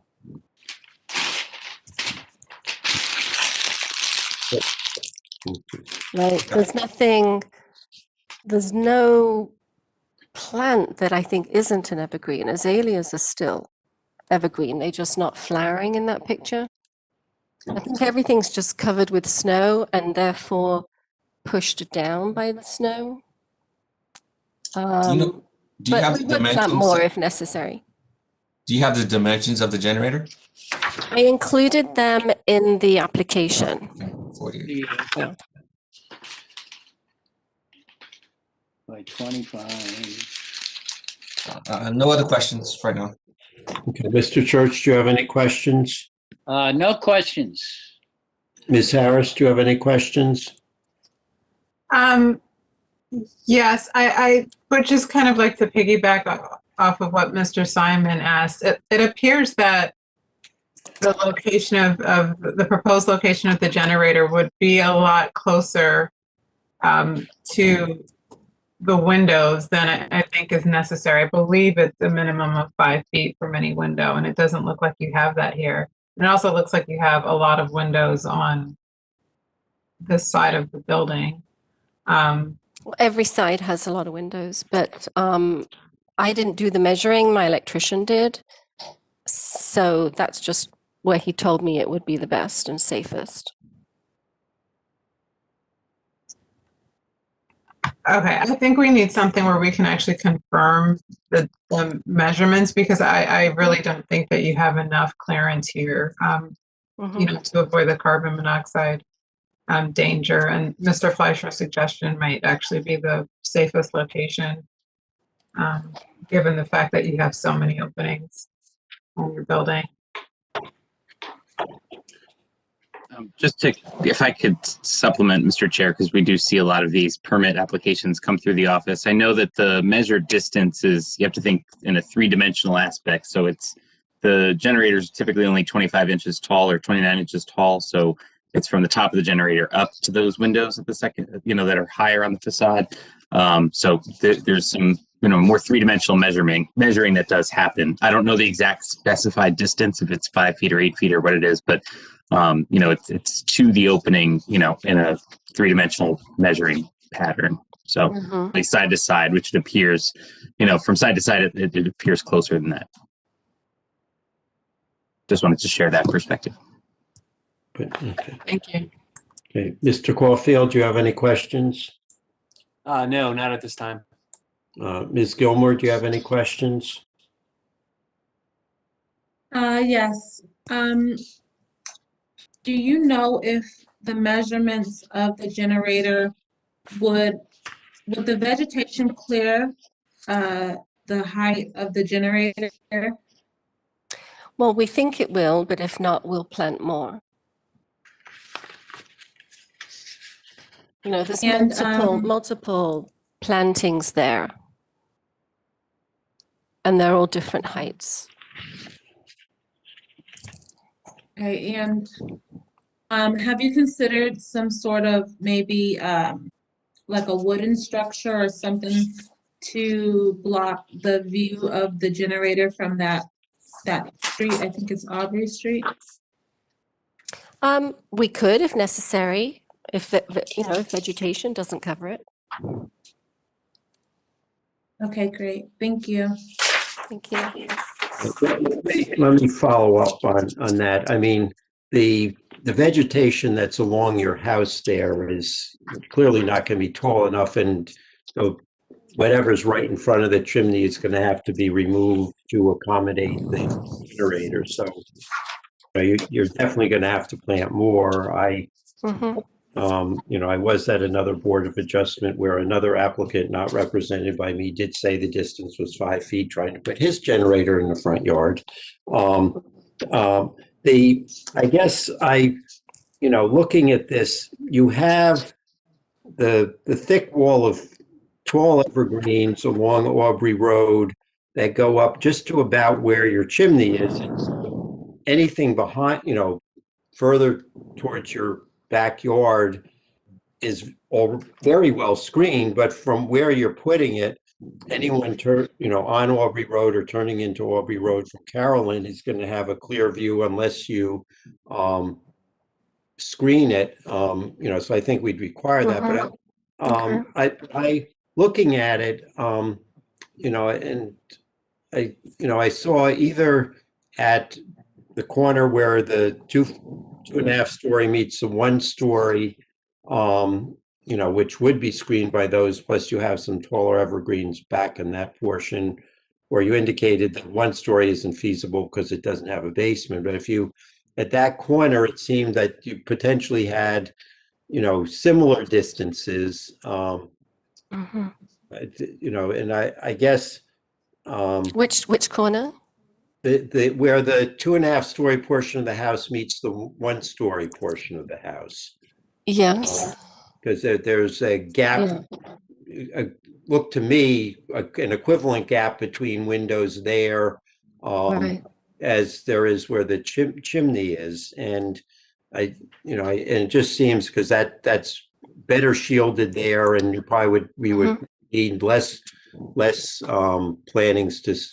additional plantings to screen it there as a potential location.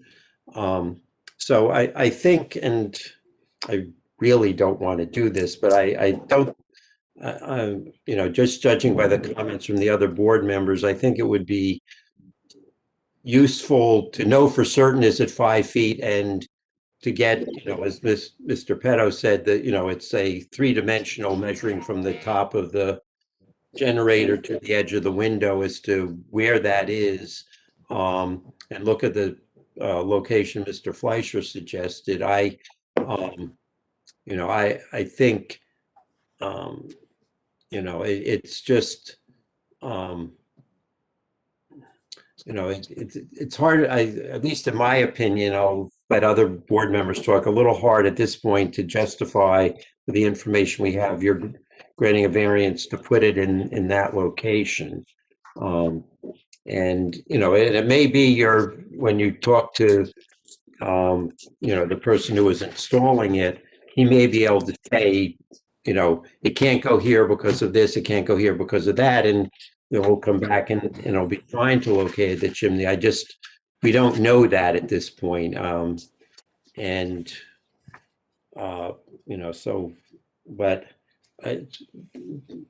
Or do other board members feel that they would like more information before they just make a decision on the application?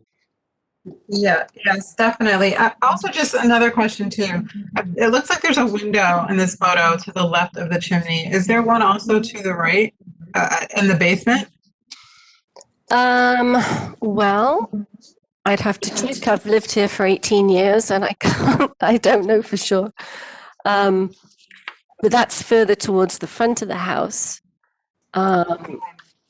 So potentially more visible even than next to the chimney. I'd have to check. Well, if there's a window there. And I actually want to check if there's a window where you were suggesting further back at the corner of the 2-story and the single story. Right. I have to check to see if I don't think there is. I think it's just I'll check my basement. Okay. I think there is a window. I think my sump pump comes out there. So yes, I think there is. I think there are 3 windows along that basement windows. Okay, yeah, I think it would be helpful to have dimensions from those windows, both on your first floor and your basement, just to confirm that, if you are allowed to put the generator, in front of your chimney, that you'll have the proper clearances. Because it does look like you have a lot of openings in that area.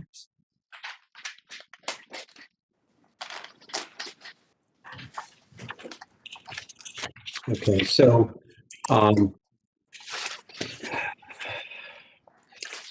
Ms. Carson, I mean, if you want, we can go and proceed to vote tonight, or if you want to come back with additional information for us, it is up to you.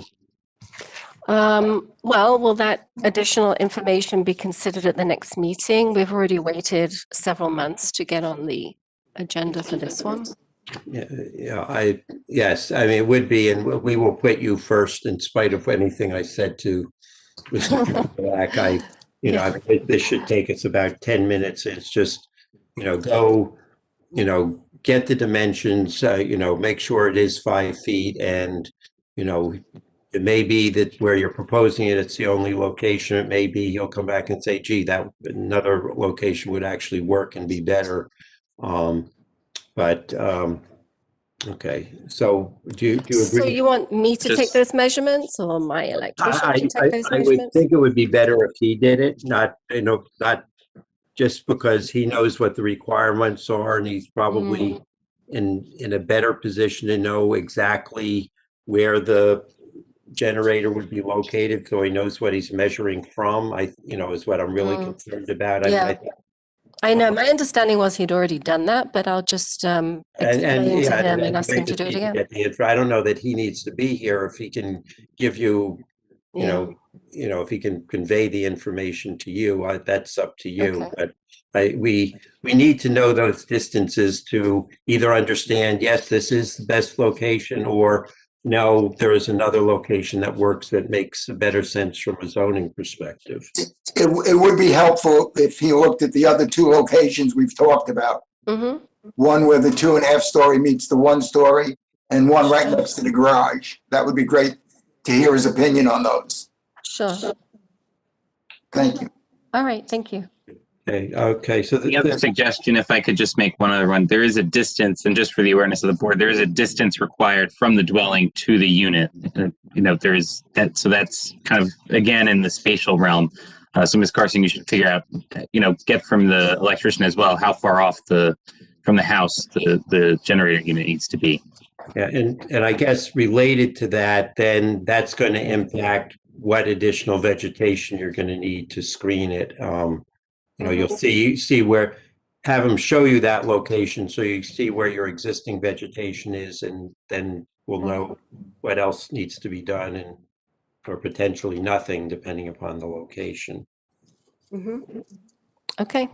Okay, so the hearing for Karin and Greg Carson for property at 16 Carolin Road will be continued until our April 21st meetings at 7:30. The link to it will be on the township website. There will not be any further notice, and we will see you on April 21st. Okay, thank you. Chair, I'm going to excuse myself in the next case. Sorry to leave you at this time, but I did their survey, so I need to step out on this one. That would be a good idea. Thank you. Enjoy your night, Good everyone. evening. Good day. Okay. The next application is that of Leonard Mortimore, owner of property at 208 Orange Road. It's an application from the Montclair Board of Adjustment for a variance to construct a new roof on an existing accessory structure, a 2-car garage. The property is in the R1 one-family zone district. The property is designated on the township tax maps as lot 17 of block 2102. A variance is requested from Montclair Code section 347-46A2B to permit an accessory structure side yard setback for corner lots of less than the required 28 feet for the yard adjacent to the side street. Our taxes paid. This is notice and order. Mr. Mortimer is here. Mr. Mortimer, can you hear us? Yes, I can. Can you hear me? Yes, we can. Mr. Mortimer, would you raise your right hand? Do you swear to tell the truth in the matter pending before the board? I do. State your name and address. It's Leonard Mortimore II. I live at 208 Orange Road in Montclair, New Jersey. Okay, you want to tell the board what you're proposing to do to the garage? Yes. So I think as was outlined, we are seeking to take our existing garage accessory structure, which has a existing flat roof, which was damaged on Christmas Eve due to high winds, and we are proposing to keep the existing footprint of the two-car garage and to add a peaked gabled roof that doesn't exceed the 15 feet maximum height requirement for an accessory structure. We are seeking this request to both take off the existing damaged roof and then put in a gabled roof for a number of reasons. One, longevity of a shingled roof vis-a-vis the existing flat roof.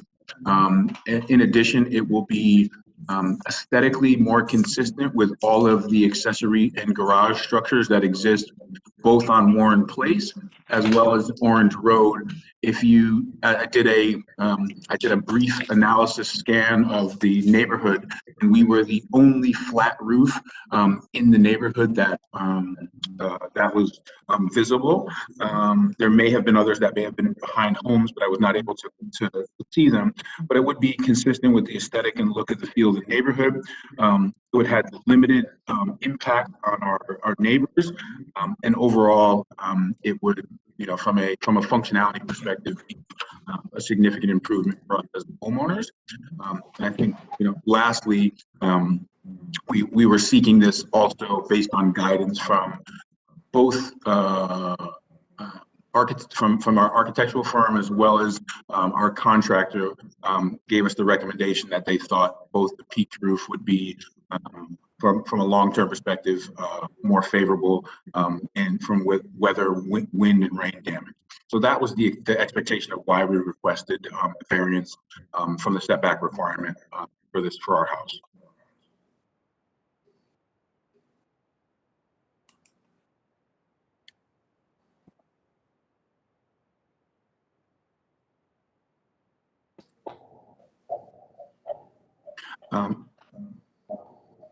The only other comment that I would make is where the garage is located on the east, essentially the east side of the property. I've had extensive discussions with the neighbors. That would be Michael Slovis and Maria Picklet. They live at 1 Warren Place. And in the photograph that was just shown there, the house that is on their lot 18, that is directly next to it. I believe they've also sent in a note to Graham saying that they're supportive of the proposed changes. I've reviewed with them in detail the architectural plans and drawings, and they are supportive of the changes we're looking at for the garage. So limited impact to any other neighbors as it relates to this minor construction. Okay. Mr. Fleischer, do you have any questions? I do not. Okay. Mr. Moore, do you have any questions?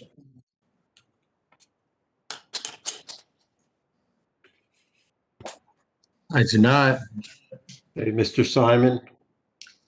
Just to be clear, you're not demolishing the whole structure. You're just demolishing the roof. Apologies. Yes. No, the existing structure stays in place. The only thing we're taking off is the plywood on the existing flat. Okay. Thank you. Okay. Mr. Church, do you have any questions?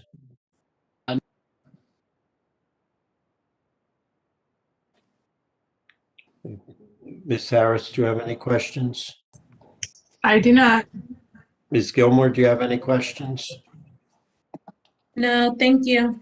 Okay, I don't have any questions. Are there any members of the public who have questions, testimony, statements, anything you want to say about the application? Okay, so all members of the public are now unmuted. If you would like to ask a question or make a comment, please speak up now.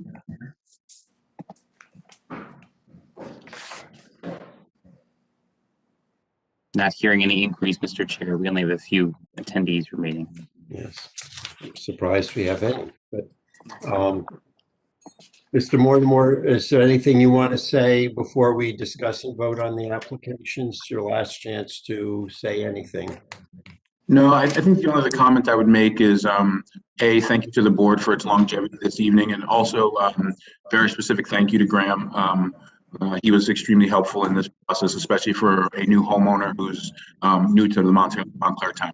So I just wanted to extend that thanks to Graham for the benefit of everyone in the township. Okay, we'll start discussion with Mr. Simon.